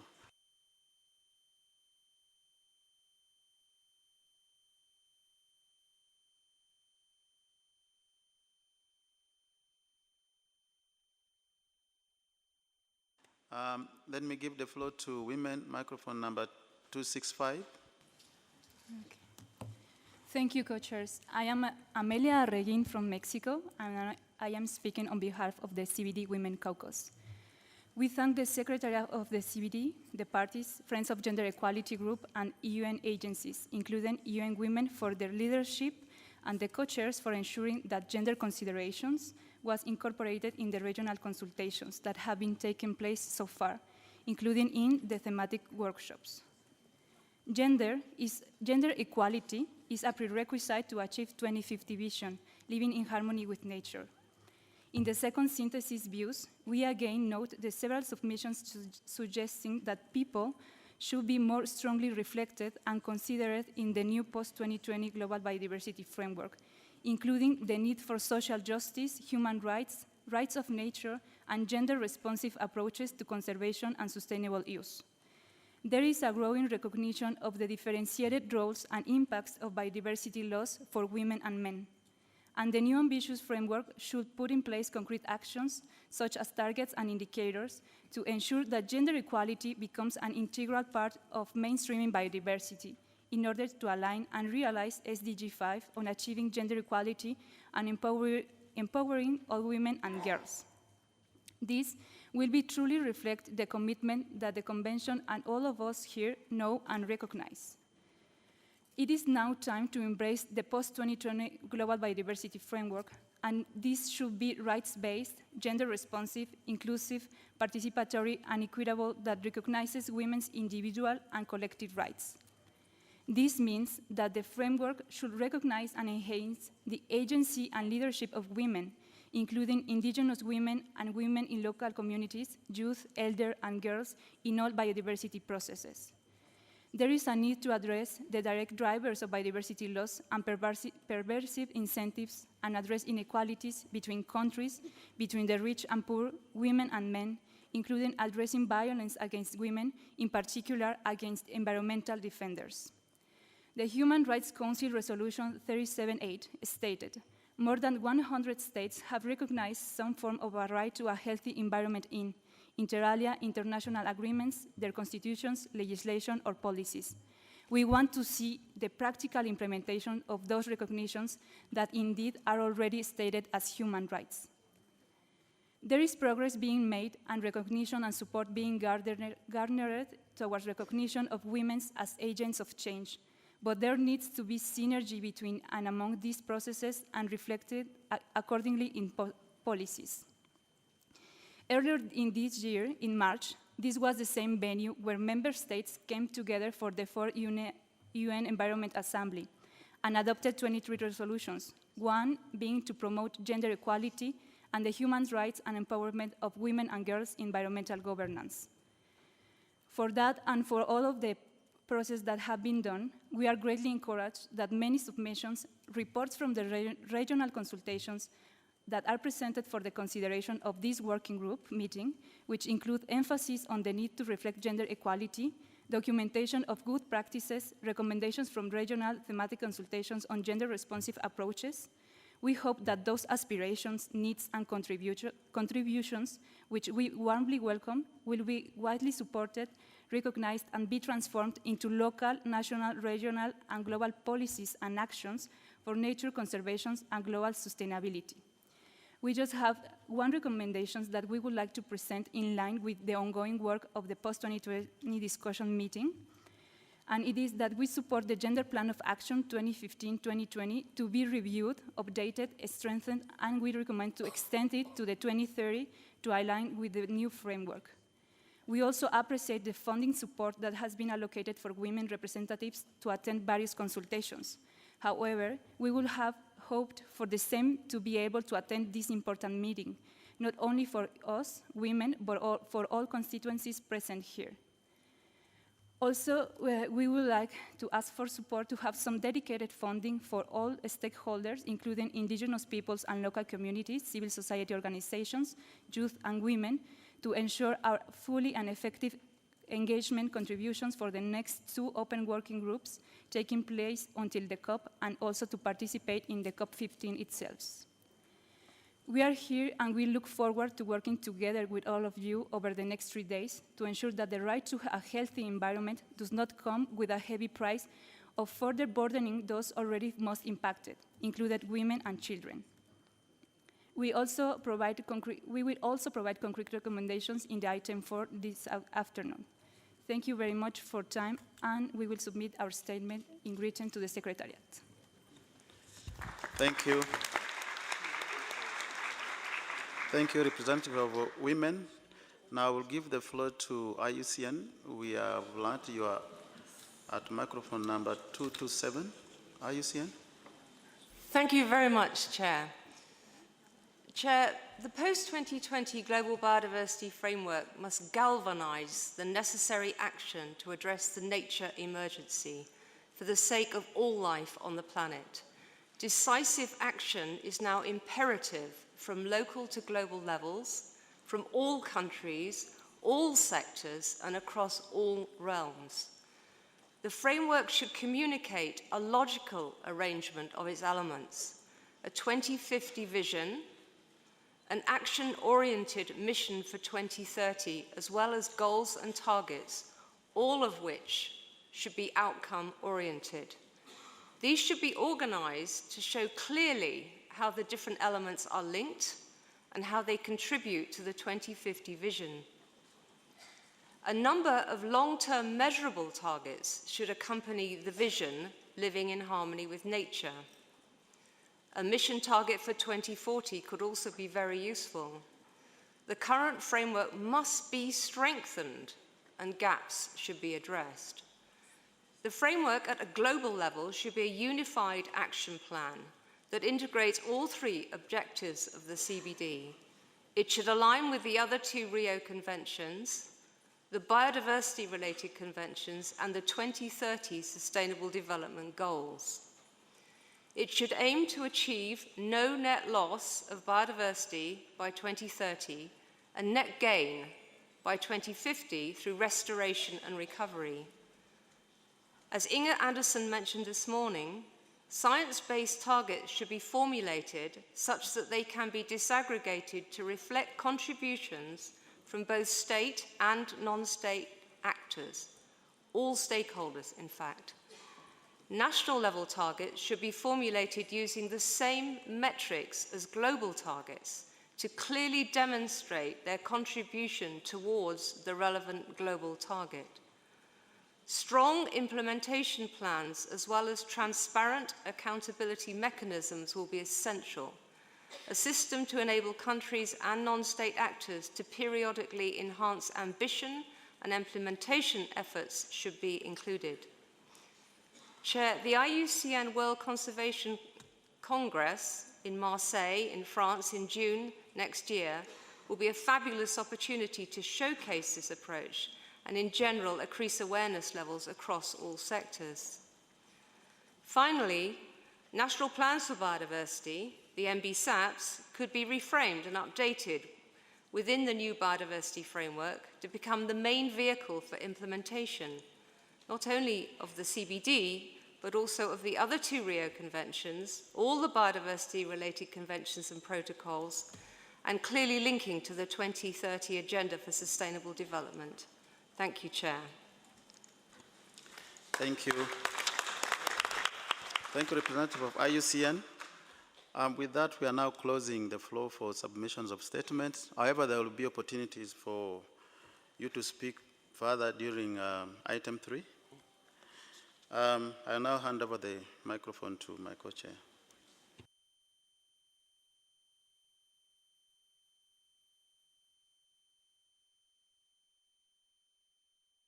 Thank you. I'm informed that before turning to the next agenda item, we need there is a few moments to change the configuration of the podium. So please remain in your seats. We'll start agenda item number 2 in a couple minutes.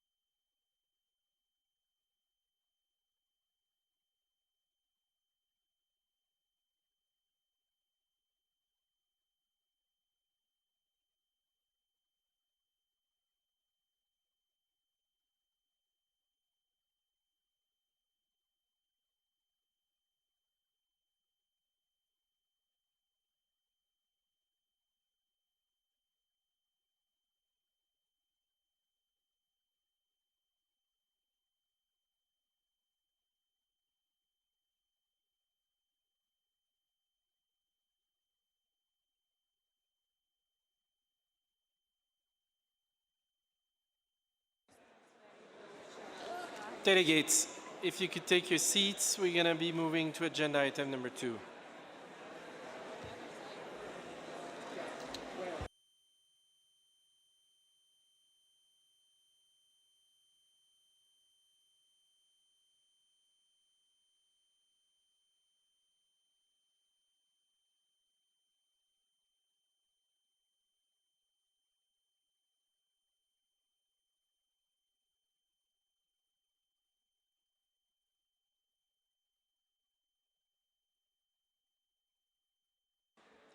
Thank you. We will now engage in agenda item number 2, adoption and agenda and organization of the work. Francis, over to you. Before we begin, let us remind ourselves that the rules of procedures for the meetings of the Conference of the Parties apply mutatis mutandis to the meeting of the Open-Ended Working Group. Also, the Bureau of the Conference of the Parties will serve as the Bureau of the Working Group. My co-chair and I will chair the meeting in accordance with designation and mandates specified in Decision 1434. At its meeting held yesterday, the Bureau has designated Ms. Helena Brown from Antigua and Barbuda to be the rapporteur of this meeting. If we see no objection, we would like to invite Ms. Brown to join us at the podium. As we see no objection, thank you. We now invite Ms. Brown to take a seat at the podium.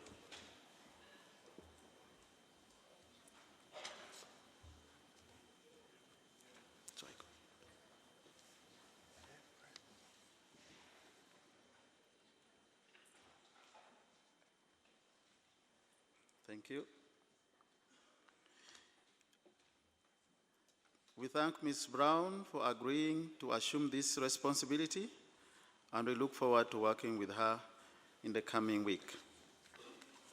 The provisional agenda for this meeting is contained in document CBD/WG2020/1/1, and the annotations to the provisional agenda are contained in document CBD/WG2020/1/1-1. The provisional agenda was prepared by the Executive Secretary in consultation with the President, members of the Bureau, and the co-chairs of the working group. We now submit the provisional agenda as contained in document CBD/WG2020/1/1 for adoption.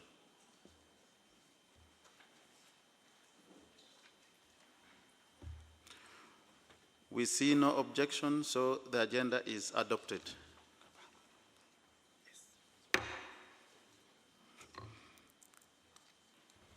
Thank you, Francis. Now turning attention to the annotated agenda. Document CBD/WG2020/1/1-1 on annotation to the agenda contains in Annex 1 proposed organization of the work for this meeting, and in Annex 2 the list of documents that are made available to facilitate our deliberation. All the sessions of the meetings are envisaged to be taking place in plenary, and small discussion groups may be established as necessary. We hope this is acceptable. If there is any objection to the proposed, is there any objection to the proposed organization of the work?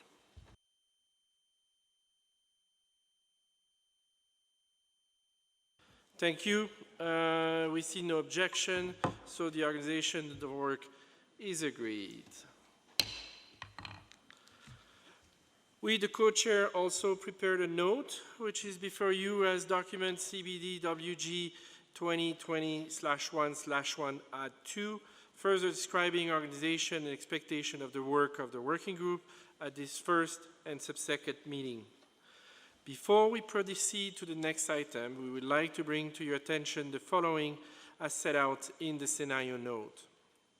First, as you've seen, delegates are requested to limit their intervention to 3 minutes for individual parties or observers, and to 6 minutes for statement on behalf of regional groups or group of observers. Second, we would like to suggest that in order to make efficient use of time and to allow more time for discussion, we refrain from making individual statements to thank or congratulate the co-chairs, our host, or the Secretariat. Therefore, we would like to invite the rapporteur to make a statement of thanks on behalf of the participants so that this can be avoided in individual statement. Mrs. Brown, you have the floor. Thank you. On behalf of the participants at this meeting, I take this opportunity to congratulate the co-chairs of the working group and members of the Bureau for their hard work in preparation of this meeting. And I wish you the best of success for this meeting. On behalf of all of us, I also thank the Executive Secretary and her team for the preparations for this meeting. I also thank the United Nations Environment Program for hosting this important meeting and for those parties that provided generous funding to facilitate the participation of developing country representatives. I have no doubt that our deliberations will be very productive. Thank you, co-chairs, for giving me this opportunity to speak on behalf of the participants. Thank you.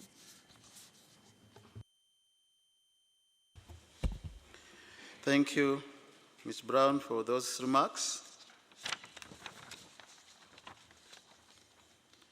Distinguished delegates, we have completed item 2 of the agenda of our meeting. We will now proceed to take up agenda item 3. I hand over to Jyoti. Thank you. I'll introduce the agenda. Let us now turn our attention to agenda item 3, reports of consultation and other input in the post-2020 process. Secretariat, please introduce the document related to this item. Secretariat, you now have the floor. Thank you, Co-Chair. Under this agenda item, the Secretariat has prepared document CBD/WG 2020/1/2, which provides an overview of the consultations conducted and other contributions received regarding the preparation of the post-2020 Global Biodiversity Framework. A technical correction is required to this document.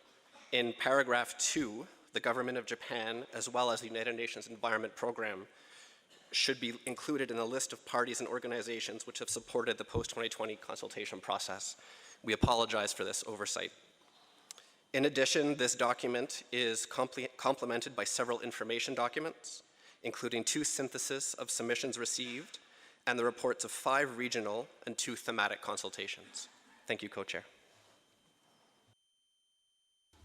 Thank you, Secretariat. As you may be aware, 2 consultations relating to the post-2020 Global Biodiversity Framework were held just prior to the start of this meeting. These consultations focused on the Cartagena and Nagoya protocols. We would now like to invite the rapporteurs from these consultations to provide a brief summary of the discussions that took place for the benefits of all participants.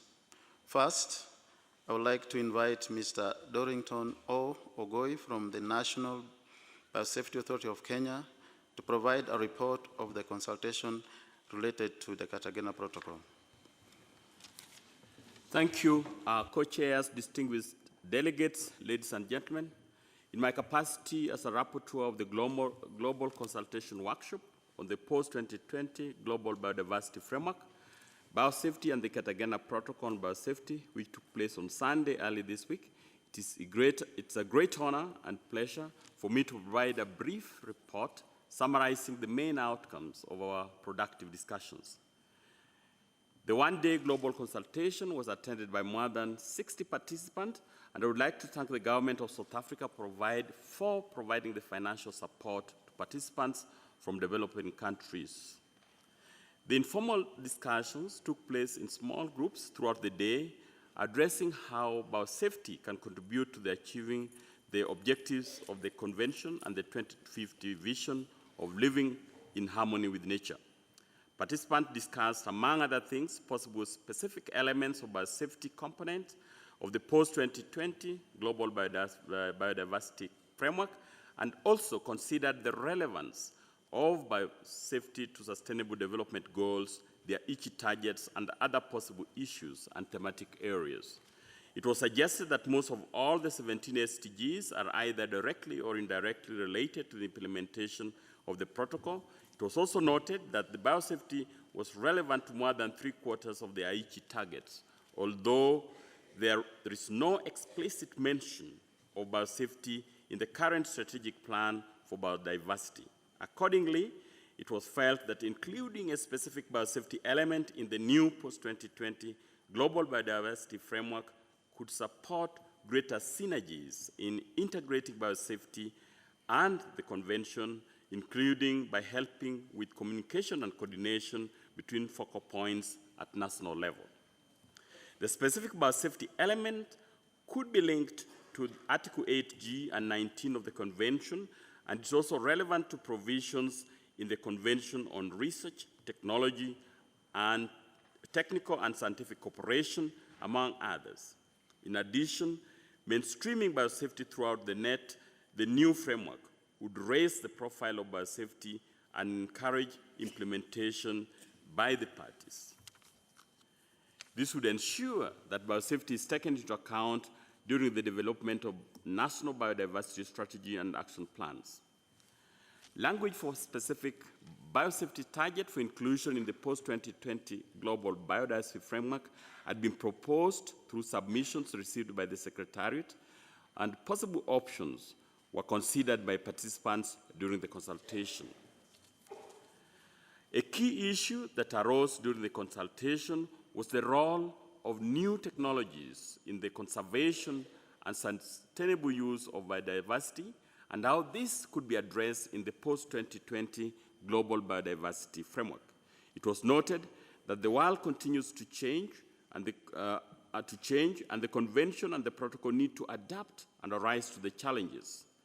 Regulatory frameworks are needed to support innovation. However, the speed of scientific innovation makes it difficult for governance and regulation to keep up. The protocol addresses living modified organisms. However, other products developed by new technologies may need to be addressed under the convention. It was pointed out that new technologies fall at the interface of the Cartagena and Nagoya protocols, and that coordination between the two is needed. It will also be important to hear the perspectives of the indigenous peoples and local communities in the discussions of new technologies. Participants noted that Nagoya-Kuala Lumpur supplemented protocol on liability and redress could provide environmental safeguards for new technologies. The supplementary protocol could serve as an example for addressing liability and redress for damage to diversity that the convention could benefit from. Co-chairs, in discussing the big picture of biosafety in the post-2020 global biodiversity framework, participants highlighted that implementation of biosafety leads to conservation and sustainable use of biological diversity. Furthermore, participants underlined that all parties of the convention have biosafety obligations, including through Article 8G and 19. I encourage all delegates to take these suggestions into account during the deliberation this week and look forward to fruitful discussions throughout the week. I will be pleased to answer any questions to provide further clarities as needed with regards to the issues raised at the conclusions arrived at. Ladies and gentlemen, on behalf of the Kenyan delegation, I would wish to welcome all of you to Kenya and Nairobi in particular, and I do hope you'll find time to enjoy our very rich biodiversity for which we are proud of. Thank you very much, ladies and gentlemen.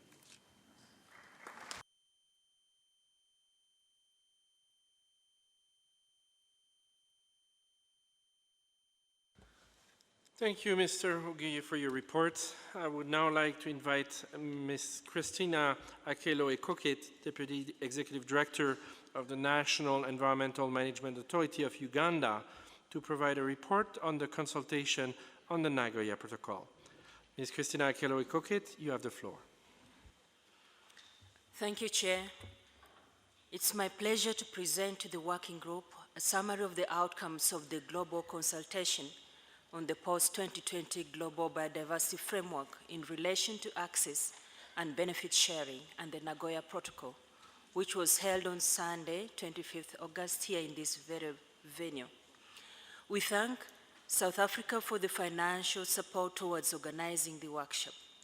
The consultation provided an opportunity for participants to share experiences regarding the contribution and impact of Aichi Biodiversity Target 16 on the ratification and implementation of the Nagoya Protocol. Together, the participants identified and discussed potential elements of access and benefit sharing and the Nagoya Protocol that could be included in the post-2020 biodiversity framework. They also discussed how ABS can be further integrated into other areas of work under the convention in the context of post-2020 framework. While our time together was short, we had fruitful discussions among an enthusiastic group, and we were able to identify several areas of common understanding. There was general consensus that issues relating to access and benefit sharing should be reflected clearly in the process of developing the post-2020 Global Biodiversity Framework. It was suggested that ABS could be made more visible in the framework by creating a specific segment for ABS matters and including it in elements for strengthening implementation of not only the Nagoya Protocol, but also of the convention. Some participants also suggested that ABS should be included as a cross-cutting issue in relevant elements of the framework, especially because ABS transcends the Nagoya Protocol, or indeed the CBD. It is also a subject of the international treaty, the World Health Organization, the United Nations Convention for the Law of the Seas, and WIPO. Participants noted that while the first part of Aichi Target 16 has been largely achieved, there are still many parties to the convention that have not yet ratified and need to be encouraged and supported where necessary to ratify the Nagoya Protocol. Hence, a new target on ratification in the framework could provide an impetus for more ratifications. Participants observed that the second part of Aichi Target 16 could not be achieved fully in the agreed time frame and therefore needs strengthening. They also underlined the need to put mechanisms in place to facilitate full implementation. There was equally a suggestion to enhance the accountability framework. It was emphasized that it was important to invoke rules and procedures that provide structure for monitoring the progress we want. Participants highlighted the role of capacity building and other enabling conditions and the active involvement of various stakeholders, including academia, research institutions, business, and indigenous people and local communities in envisioning the state of nature we want in by 2050. There are many challenges that we have come across in the current strategic plan, but we can see more opportunities for enhancing the three objectives of the convention. There are challenges and risks associated with scientific and technological advancements. It was acknowledged that sometimes advances in science and technology far outpace our ability to make responsive policies and other decisions. But we need to remain flexible in our frameworks in order to adapt to the increasing pace of development. Participants looked at issues of a legal nature, including prior informed consent, mutually agreed terms, and the permitting systems. There was optimism that the concepts that are far less clear now, such as digital sequence information and Article 10 of the Nagoya Protocol, will become clearer through focused discussions and a hopeful convergence of views. We are optimistic that we can be more focused in the way we work, especially in how parties and non-parties to the Nagoya Protocol can work together in developing cross-cutting goals and in ensuring the achievement of the milestones.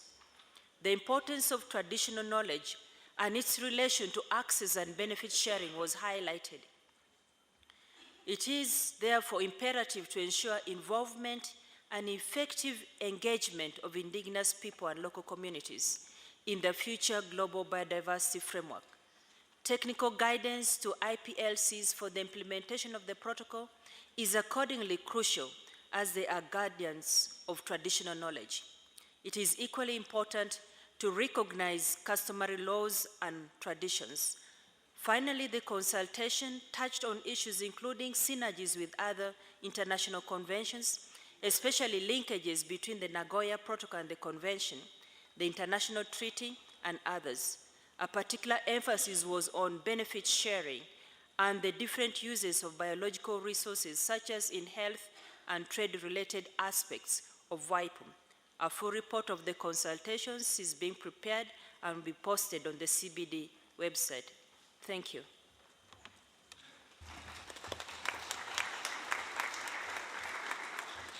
Thank you, Ms. Christina Kello Echokit.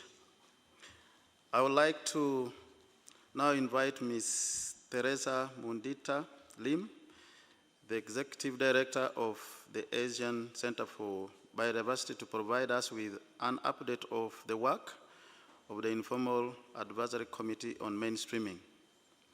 As you may recall, this committee was established through Decision 14.3 to develop a long-term strategic approach to mainstreaming, including on ways to integrate mainstreaming adequately into the post-2020 Global Biodiversity Framework. Ms. Lim, you have the floor.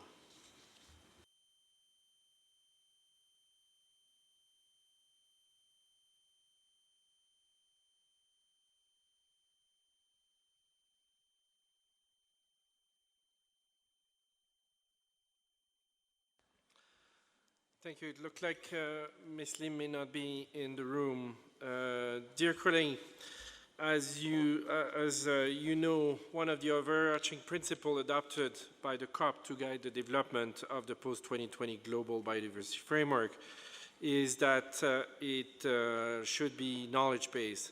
To this end, the COP also identified key information sources that we should consider in the development of the framework. Key among these sources are the assessment prepared by the Intergovernmental Science Policy Platform on Biodiversity and Ecosystem Services. The subsidiary body on science and technical and technological advice will be considering the best assessment at its next meeting in November.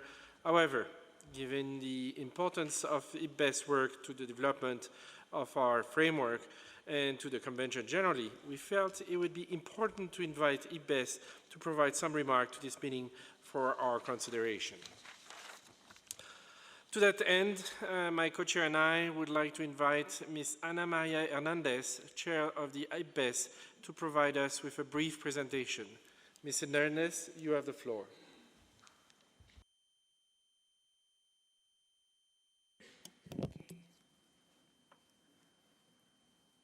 Now I have to use this, sorry.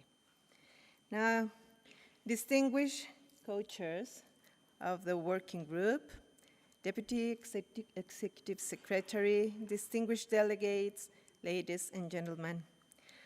I cordially thank to the co-chairs and the Secretariat for inviting me to address the first meeting of the open-ended working group on the post-2020 Global Biodiversity Framework as IPBES chair. As you know, I have been involved with passion in the work of this convention for the past 22 years, so I feel at home here. It is marvelous to be here in Kenya again, where we experience this great richness of biodiversity and the various contributions that nature gives us in terms of food, protection, regulation, support, and inspiration. But at the same time, we are facing unprecedented destruction of our nature. And for example, it is too sad to see the situation that we are having now in the Amazonian region. As you know, the work of IPBES has been focused on determining knowledge needs, conducting thematic, methodological, regional, and global assessments based on existing information, of course, building capacity for decision makers, experts, and stakeholders, and providing room for understanding tools and methodologies that support policy decisions. This journey of IPBES involved not only the 132 countries, member states, but also more than 2,000 experts from more than 100 countries. And of course, I'm sure, and I'm looking that many experts and national focal points of IPBES are present here today. We are having also different disciplines of knowledge, including natural, social, human, economic, and political sciences, as well as experts on indigenous and local knowledge that have contributed from the perspectives of diverse knowledge systems. In the global assessment completed in May of this year, IPBES experts have assessed the status of biodiversity and ecosystem services as comprehensively as possible. As you have seen, the global assessment has received a lot of attention across the globe, and all of you already mentioned it in your interventions. While much of this is focused on negative messages of declining biodiversity, it also served as a call of action, and I want to recall a good note that I heard in the news yesterday. As you are aware, we have now the Met's Charter on Biodiversity signed at the G7 meeting that just ended yesterday. And if you read that Met's Charter, not only the IPBES is mentioned, but a very comprehensive way to move forward towards the sustainability and the conservation of biodiversity. The global assessment showed that diversity within species, between species, and of ecosystems are declining fast. The assessment found that around 1 million animal and plant species are now threatened with extinction, many within decades, more than ever before in the human history. Biodiversity loss is going on in all regions, and the spatial extent and biodiversity status on natural ecosystems has declined in all regions. The situation has become markedly worse in all regions during the last 20 years. The risk of extinction is increasing in terrestrial, coastal, marine, and freshwater habitats due to anthropogenic drivers in all regions also. About 20% of assessed species per region in the IUCN Red List are threatened. For endemic species, this proportion is about 25%. Key emblematic wildlife is generally declining. The assessment showed that as a consequence of the declining nature, many of its vital contributions to people, such as clean water, disease control, and regulation of extreme events, are deteriorating worldwide. Even where the provision of material contributions like food was increasing, we see that the underlying ability of ecosystem to sustain this contribution also is declining. The benefits are unevenly distributed, accessed, and experienced by people and communities. And also, people's interactions with nature are shaped by very diverse values. Turning now to the causes of these declines, the assessment's authors have ranked for the first time at this scale and based on a thorough analysis of the available evidence, the 5 direct drivers of change in nature with the largest relative global impact so far. They are, and you will know, 5. First one, changes in land and sea use. Second, direct exploitation of our organisms. Third, climate change. 4, pollution. And finally, invasive alien species. An array of underlying causes are ultimately rooted in societal values, underpin how the direct drivers just mentioned affect nature. We call these underlying causes the indirect drivers of change. And these include prominently trends in population and consumption, technology, economy, including trade, conflicts and social unrest, and prominently institutions and governance.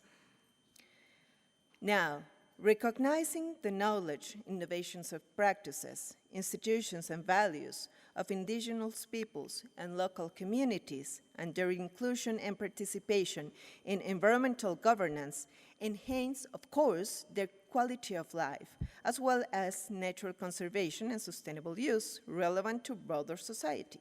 However, indigenous and local knowledge is under a great pressure and declining in all regions.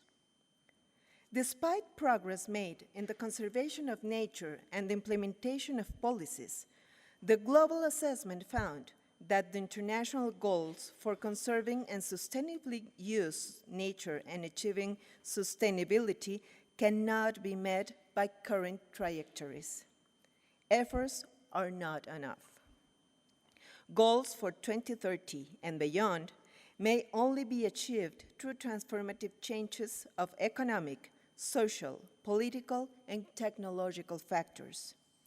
With good progress shown only on components on 4 of the 20 Aichi targets, it's likely that almost all the targets will be missed. Current negative trends in biodiversity and ecosystem would also undermine progress towards 80% of the assessed targets of the Sustainable Development Goals related to poverty, hunger, health, water, cities, climate, oceans, and land. The authors of the global assessment examined also 6 policy scenarios, very different basket of cluster policy options and approaches, including regional competition, business as usual, and global sustainability, projecting the likely impacts on biodiversity and nature's contributions to people of these pathways by 2050. They concluded that in most scenarios, the negative trends in nature, ecosystem functions, and in many of nature contributions to people will continue to 2050 and beyond due to the projected impacts of increasing land and sea use change, exploitation of organisms, and climate change. However, not always is lost, not everything is lost. There are plausible scenarios that include transformative changes, especially in the production and consumption of energy and food, low to moderate population growth, and nature-friendly and social fair climate adaptation and mitigation that are compatible with the 2030 sustainability objectives and the 2050 vision for biodiversity. The question here is how we are going to take these transformative changes. So it is crucial that bold decisions are taken towards transformative changes while rapidly implementing existing instruments. It's great to see that many societal responses and successful examples of rapid transformative change are already happening. We are doing things. Nevertheless, bold actions and broad commitment from local to global levels are urgently needed. Transformative change means a fundamental system-wide reorganization across technological, economic, and social factors, including paradigms, goals, and values. Societal goals, including those for food, water, energy, health, and the achievement of human well-being for all, Mitigating and adapting to climate change and conserving and sustainably using nature can be achieved in sustainable pathways through the rapid and improved deployment of existing policy instruments and new initiatives that more effectively enlist individual and collective actions for transformative changes. As Executive Secretary highlighted earlier, the Global Assessment authors noted that by its very nature, transformative changes can expect opposition from those with interests vested in the status quo. But such opposition can be overcome for the broader public good. And I'm totally sure that you that are here are not one of those that belongs to the status quo. The Global Assessment listed 5 main interventions or levers that can generate transformative changes by tackling the underlying indirect drivers of nature deterioration. Those 5 are listed there are incentive and capacity building, cross-sectoral cooperation, preemptive action, decision-making in the context of resilience and uncertainty, and environmental law and implementation. Employing these levers may require courage and vision, developing positive incentives and widespread environmental responsibility, eliminating perverse incentives, reforming sectoral and segmented decision-making to promote integration across sectors and jurisdictions, taking preemptive and precautionary actions in regulatory and management institutions and businesses, managing for resilient social and ecological systems in the face of uncertainty and complexity to deliver decisions that are robust in a wide range of scenarios, and strengthening environmental laws and policies and their implementations. All 5 levers may require new resources, not only financial, but human and scientific and technical resources, particularly in low-capacity contexts, such as in many developing countries. Transformation towards sustainability needs mutually reinforcing changes, such as enabling vision of a sustainable and good quality of life, lowering total consumption and waste, extending notions of responsibility to include impacts associated with consumption, addressing inequalities, especially regarding income and gender, ensuring inclusive decision-making, fair and equitably sharing of benefits arising from the use and adherence to human rights in conservation decisions, accounting for nature deterioration from local economic activities and socioeconomic environmental interactions over distances, like telecoupling, including, for example, international trade, ensuring environmentally friendly technological and social innovation, taking into account potential rebound effects and investment regimes, and promoting education, knowledge generation, and maintenance of different knowledge systems, including the science and indigenous and local knowledge regarding nature, conservation, and its sustainable use. Dear colleagues, in conclusion, the Global Assessment authors are highlighting that biodiversity loss is a highly important sustainable development issue and a climate issue. It's not only an environmental issue.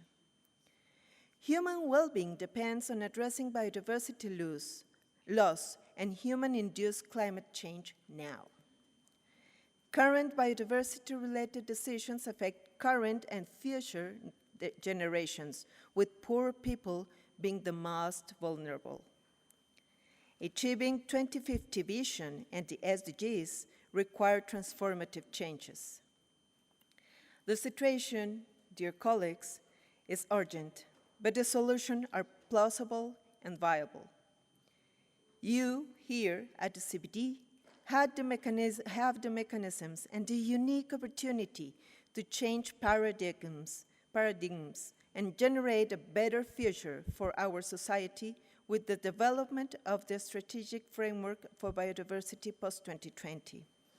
I am sure that your knowledge and expertise will be the basis to develop concrete scenarios of plausible futures to redirect the current trends of biodiversity loss and therefore the negative impacts on human development by defining real and achievable goals, targets, and actions based on the dynamics of each territory, addressing the direct and indirect drivers that transform our biodiversity, and turning the negative impacts to transit towards sustainable solutions based on the basic relation between humans and nature.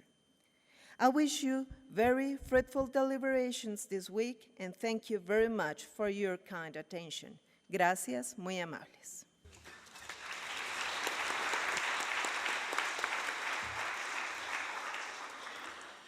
Thank you, Ms. Hernandez, for that very informative presentation.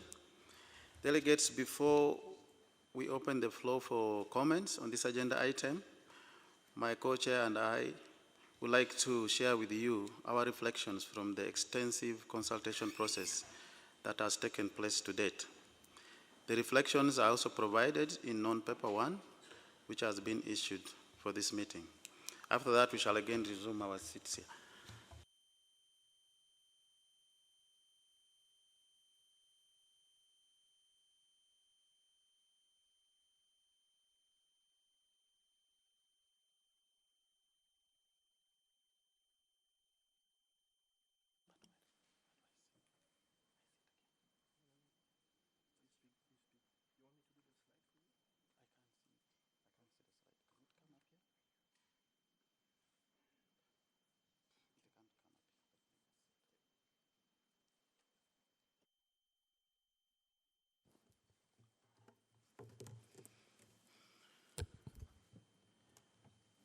Okay, dear delegates, we are going to try to give you just a snapshot of what transpired in these consultations.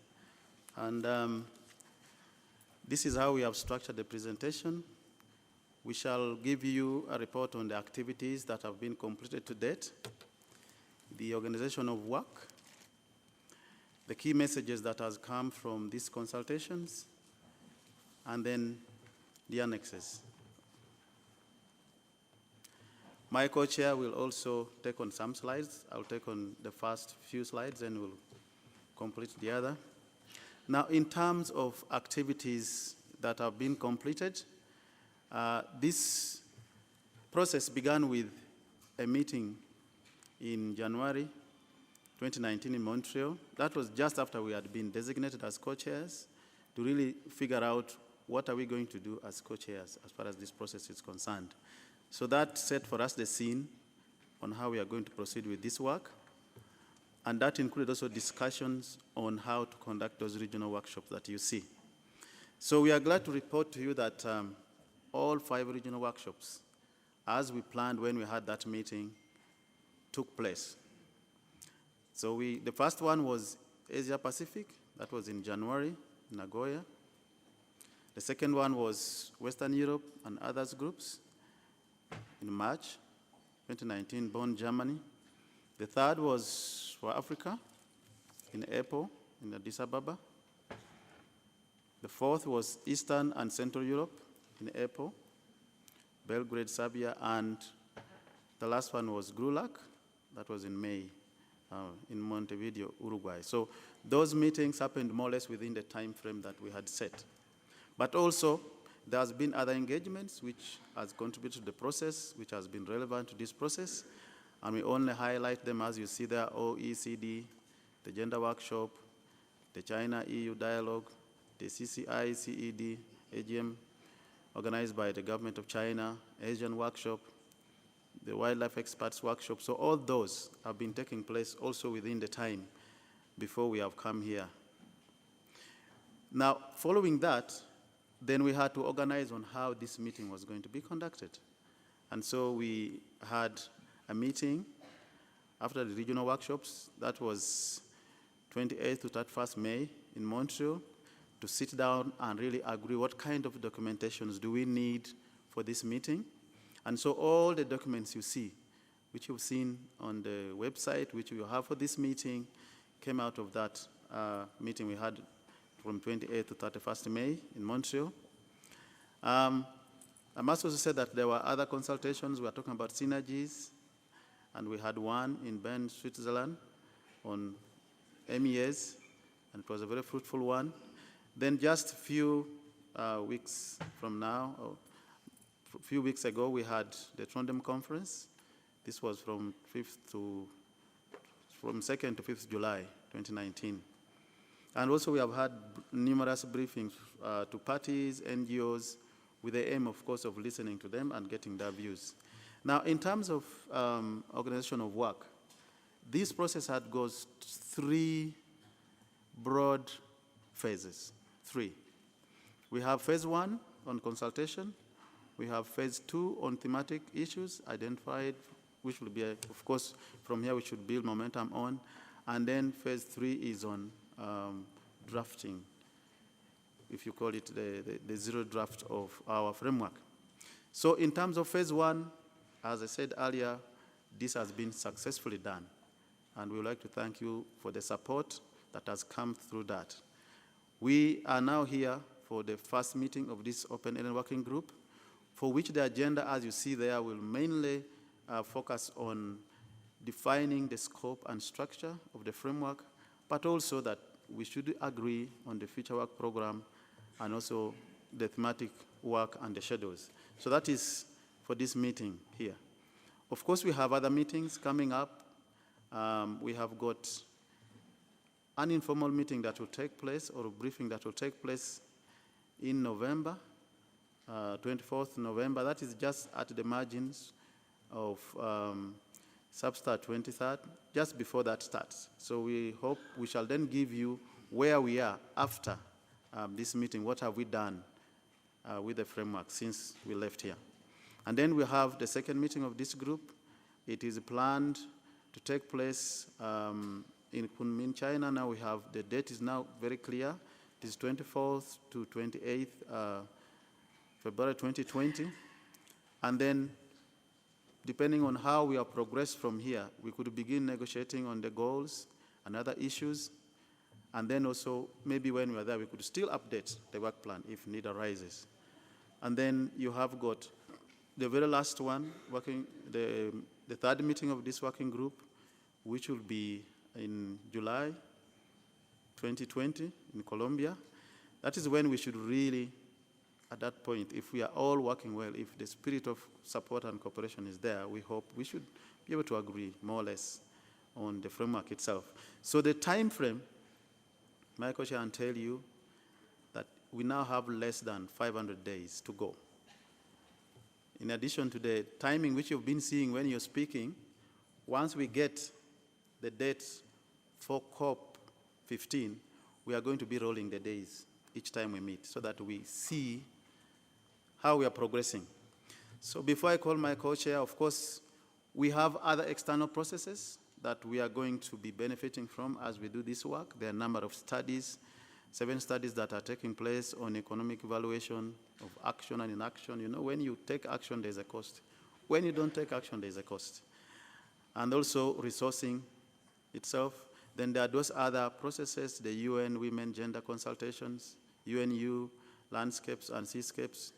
I talked about OECD, Asian workshops, wildlife expert workshop, and then the Trondheim conference. All these have got very useful information, which we think will guide us as we proceed. So let me now hand over to my co-chair. Thank you, Francis. You see on this slide a table providing some details on meetings, and you will see that a number of those details are followed by to be confirmed. What we will do is we will be posting a table with this information on the website. So you don't need to take furiously some notes. And we will be updating that table as we're firming up dates and location. But we wanted to give you an idea of the intensity of the work that we're facing. Turning to message that we heard through the consultation, there is a couple general message. One clear is, I think you told us that we need to have a framework that is clear and simple to communicate it and well articulated. One important point we heard is that you expect to see clear link between the mission to 2030 and the vision in 2050. That means that how do we connect that vision with the mission in 2030 and perhaps to 2040 also. About the vision itself, living in harmony with nature, we heard very clearly that this statement is still relevant and there was no desire to change it. However, there was also a very clear request to understand better what that means. How do we translate those words into numbers? And I'm taking you back to some of the questions asked by Inge Anderson this morning. About targets and indicators, realistic and reachable. There was some challenge people felt about aspirational targets as they lead to negative communication and disengagement. Those targets need to be specific, measurable, achievable, realistic, and time-bound. You will hear about the acronym SMART targets very often. Timelines need to be relevant to the issues. Species recovery may be more than 10 years. Legislation change can be less than 10 years. And also, the geographic scope needs to be adapted to the target. Synergies with other conventions, it was a theme that came back several times in terms of ensuring that we have good connection in two ways, what we can do for the others and what the others can do for us. Explicit linkage, in particularly between biodiversity and climate change, and the notion that the two should not be looked separately. About enablers, there is a very clear message that we can be as ambitious as we want. If we do not identify the means necessarily for implementation, that ambition will not be realized. A number of tools also be mentioned as requiring attention. In particular, the notion that environmental assessment processes could be an important tool to advance our goals on nature. Legal aspect was also mentioned, from stronger legal obligation from the various entities engaged to the right of nature. Planning, reporting, and accountability, very clear message that we have an important tool, NBSAPs. They're a base to build from. However, we've also heard that people want a more comprehensive system, better reporting, improved review and accountability. And moving on to the integration of Cartagena and Nagoya protocol, we heard very clearly there is a need to improve the integration. Women, indigenous people and local community, youth, business, subnational governments, and communication need to be addressed in the framework as well. Finally, under that rubric, what we heard very clearly that pursuing business as usual in the post-2020 will not enable reaching the 2050 vision. We have to look at what has been successful in the current strategy and keep it. We have to review what is and change what has not been effective. And we have to link the biodiversity policy and decision-making agenda. Now a couple concepts that we've been looking at. We've heard in many submissions and from many of you different way of representing the same concept. We've represented it here in terms of bubbles, but it can be represented in terms of various floor and house or pyramids. At the center, the important point is that there is a desire to have a small number and easy to communicate targets or goal, defining the three objectives of the convention. The ecosystem characteristic, how we are successful in sustainable use, and how we're going to be defining benefit sharing. In order to realize those goals or targets, you will tell us how you want us to call those. There is probably a large number of targets directed at practitioners addressing threats and drivers of biodiversity loss. Those include a number of factors. Some of you know very well, others are new, like what do we do with pesticide use. And around that zone, we heard very clearly there is also a very important layer of enabling condition. This is about resources, this is about the legislative framework. So that's one way of expressing the idea we receive. I'm sure across the conversation we will have in the rest of the agenda, you will provide us with more precision and different way to represent this. We have indeed received views on a number of issues, and we see that there is a range of opinion. Some see biodiversity and addressing biodiversity loss as a challenge to economic growth. Others see as synergies between growth and synergies. Some have expressed some views about how the target should be expressed. We will, through our work, drive to a consensus. What we need to figure out is how that consensus will be matching with what we heard from the IPBES. So that's a way to represent the range of work we've done. Finally, a few key messages around voluntary contribution, and that has been the subject of several discussions through the regional consultation. One model that seems to be supported by several is the notion that voluntary commitment can be two different things. There could be a commitment made in excess of what is required by the framework by countries, but also made by non-state actors. So that's one view that we've heard, and I'm sure through the discussion we will be hearing many others. So this completes our presentation.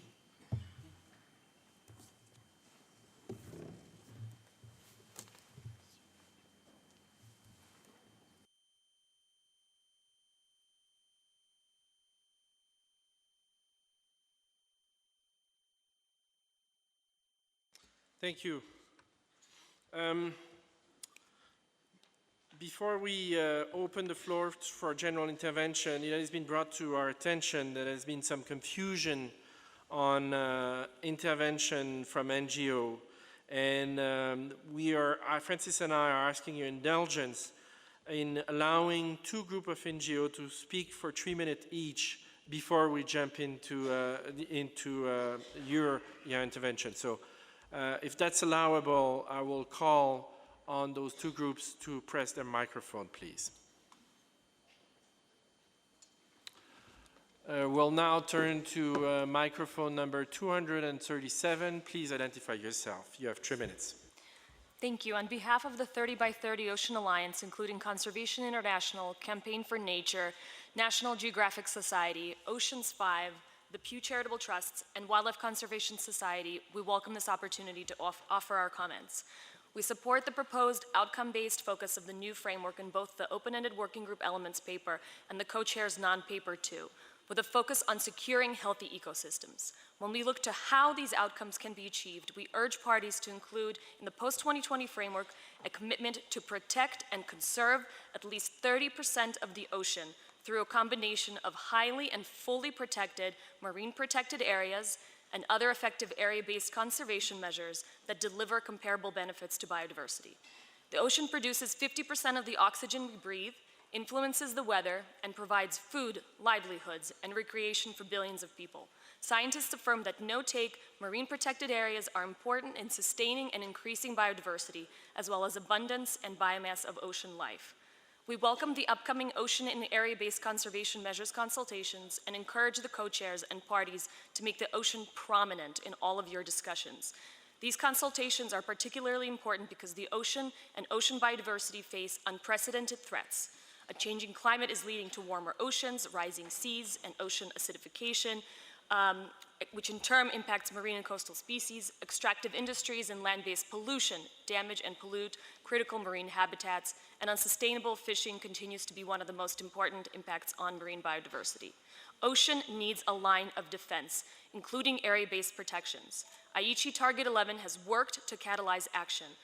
Percentage targets work to elevate the accountability towards meeting conservation goals. They also help to mobilize political will and funding. In fact, globally, marine protected areas have increased from 2.5% to 7.68% with varying degrees of implementation, which the global community must work together to improve. We therefore must increase ambition to achieve at least 30% of the ocean protected and conserved by 2030, with other key elements such as effective and equitable management, ecological representativeness, connectivity, intactness, and emphasis on areas critical for biodiversity. We must also ensure community and indigenous voices are heard throughout the designation process for these sites.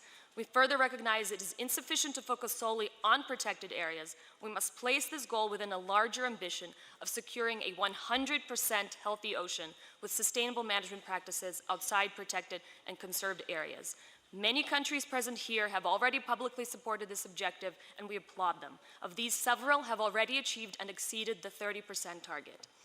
We are encouraged by the work underway on an international treaty to establish marine protected areas in the high seas and similar efforts under CAMLAR. The ocean's wild places are among... Thank you, Ocean Islands. I'll now turn the floor to microphone 241. Please identify yourself. Thank you, Chair. I'm delivering this statement on behalf of an informal group of NGOs, namely BirdLife International, Conservation International, the RSPB, WWF, Center for Landscapes Conservation, Greenpeace, WCS, TNC, and IFO, who are working together for an ambitious and effective post-2020 global biodiversity framework. First, we believe a post-2020 framework must be a comprehensive package that addresses the ecological crisis reported by IPBES and maps out a clear pathway to maintaining and restoring global biodiversity. Such a package must include not only more ambitious targets, but also an effective implementation mechanism and accountability measures and the mobilization of adequate resources. We recommend that parties use this meeting to recognize the need to negotiate all these elements. Second, we call on this meeting to lay out a clearer process for negotiating the post-2020 framework through to COP15. We urge the co-chairs and parties to start by working towards a single document firmly owned by parties that will guide our negotiations. This session also needs to establish clear guidance on the thematic consultations to ensure transparent, inclusive, and effective sessions, as well as potential further work by the subsidiary bodies. Third, we need designed and ambitious 2030 mission goals and sets of targets. Our organizations strongly urge parties to work together on the design of a clear, ambitious, inspiring, and measurable 2030 mission statement that focuses on the 3 objectives of the Convention and putting nature on a path to recovery for the benefits of people and the planet. We encourage a small number of high-level targets, and the targets should cover the following dimensions. Targets to improve the status of biodiversity and ecosystem services, which are essential to meet global goals on climate and sustainable development and ensure the fair and equitable sharing of benefits arising from the utilization of biodiversity. Targets related to actions needed to conserve biodiversity, such as commitments to protecting and conserving at least 30% of the planet's most important terrestrial and marine habitats for biodiversity, as well as targets to address the drivers of biodiversity loss, transforming our productive sectors, and halting any industrial conversion of natural habitats.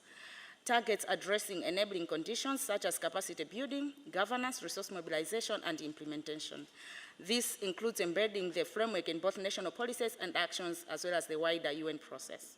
Fourth, we need stronger implementation and review mechanisms. It is less the details of the targets and more than the lack of implementation that has led to the failure of the current strategic plan.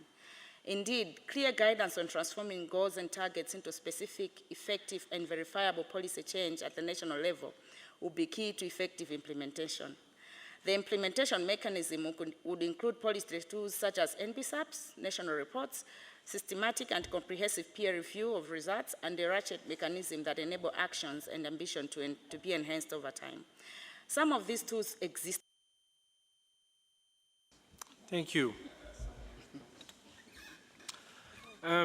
We have now a few minutes before the lunch break, and maybe we can take a few interventions.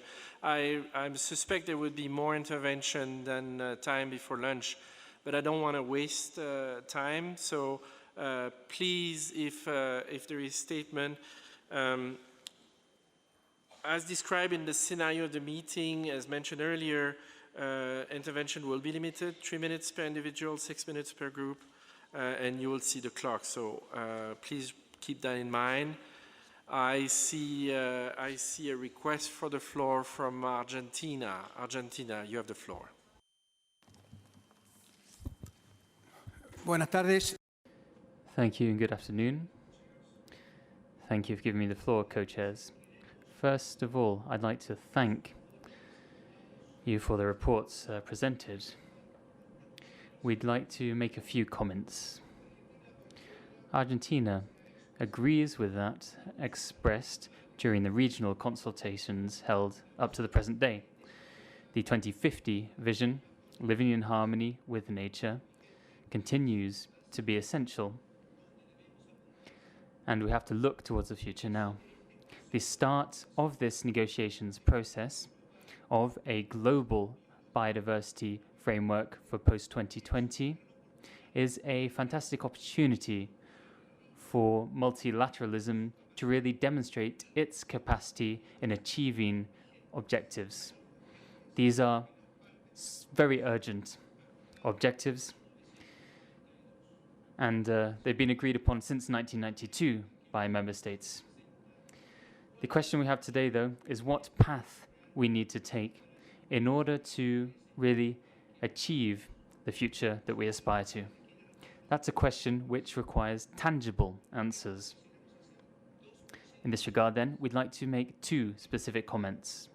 First of all, we believe it's essential for the framework to comply with two difficult conditions: establishing ambitious targets while being realistic at the same time.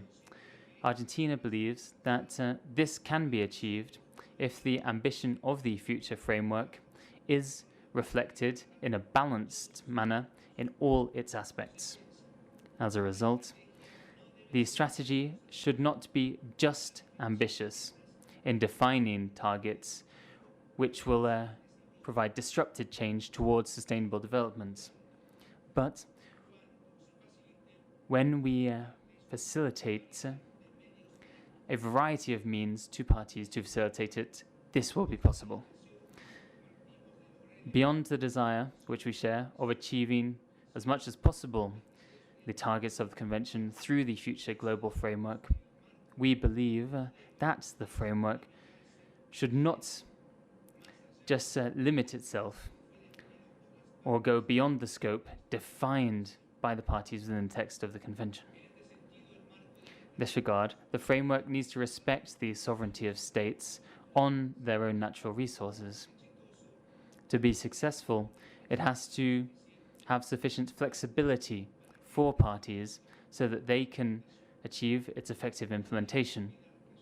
We should not forget that it's an essential obligation of states. Thank you, Argentina. Australia, you have now the floor. Thank you, co-chairs. We would like to note our appreciation of the effort that has gone into reflecting the variety of views in the papers provided for consideration at this meeting. The management of the environmental challenges we all face requires a multifaceted approach from a broad range of stakeholders. We recognise the important contributions made by all actors, Indigenous peoples and local communities, national, subnational and local governments, non-government organisations, academia, women and youth across the globe to the achievement of the 2050 vision, both in the delivery of the strategic plan and Aichi targets and in the delivery of the post-2020 global biodiversity framework. As we strive to develop a post-2020 framework that engages and empowers all actors to take action, Australia would like to reiterate the importance of a broad, appropriate and meaningful engagement, consultation and participation, particularly with Indigenous peoples and local communities, women and the youth. We believe it's important that their voices are heard and that their expertise and leadership is sought out. We reiterate our strong support for the open, inclusive and participatory process being used to develop the post-2020 framework. We're happy to see the broad range of individuals, communities and organisations being engaged, and we value their contributions to this process. Going forward, it will be important to ensure clarity about the avenues and timing to input into the consultation to ensure all interested stakeholders can contribute to each element of the consultation in a meaningful way, including opportunities to discuss topics not yet outlined, rather than assuming that she'll be right, mate. It will also be important to understand how the outputs from each component of the process will feed into development of the final framework. We must also continue to be cognizant of the work being undertaken by other environment-focused conventions and agreements. While seeking synergies, coordination and collaboration will be critical in achieving transformative change, we must continue to ensure we respect individual mandates.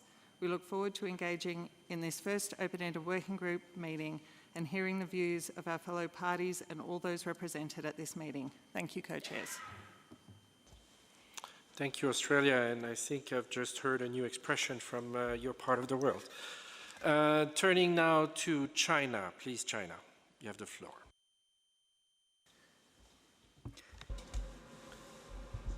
Thank you, Mr. Chairman. First of all, the Chinese delegation would like to express thanks for the consultation as well as the outcome of the co-chair during the consultation. We also thank the Secretariat for their hard work. The Chinese delegation noticed that since the initiation of the consultation since COP14, 160 parties have participated in consultations, and also observers reached 115, and the submissions totaled 144, which is clear indication of the positive attitudes. We also have to notice that the number of submissions from state parties is smaller in number.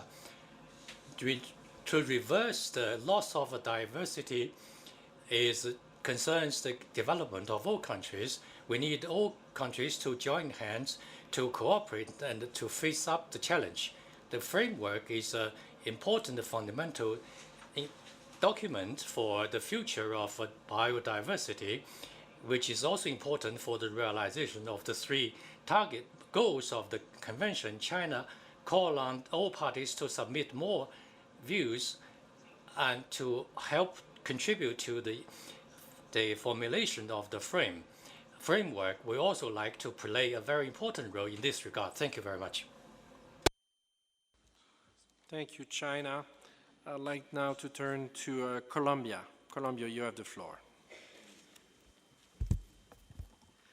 Muchas gracias.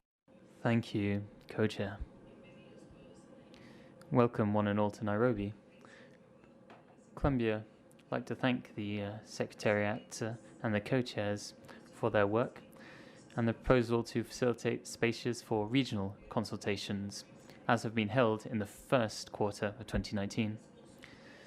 The consultations guaranteed a participatory exercise, open dialogue between parties and interested parties, which really enabled us to identify issues, ambitions, and proposals. From the various points of view gathered, we have to address all of these within the post-2020 Global Biodiversity Framework. Nevertheless, a great many challenges remain in terms of setting out our strategic approach. During consultations, low participation of representatives from the private sector was noted. This situation needs to be corrected. If not, it will limit the ambition of the global framework.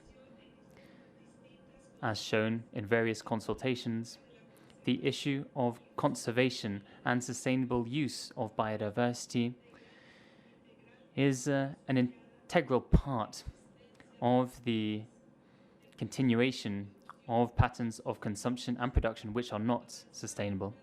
Moving towards transformation of these patterns will only be possible if we establish regulation and policies from governments.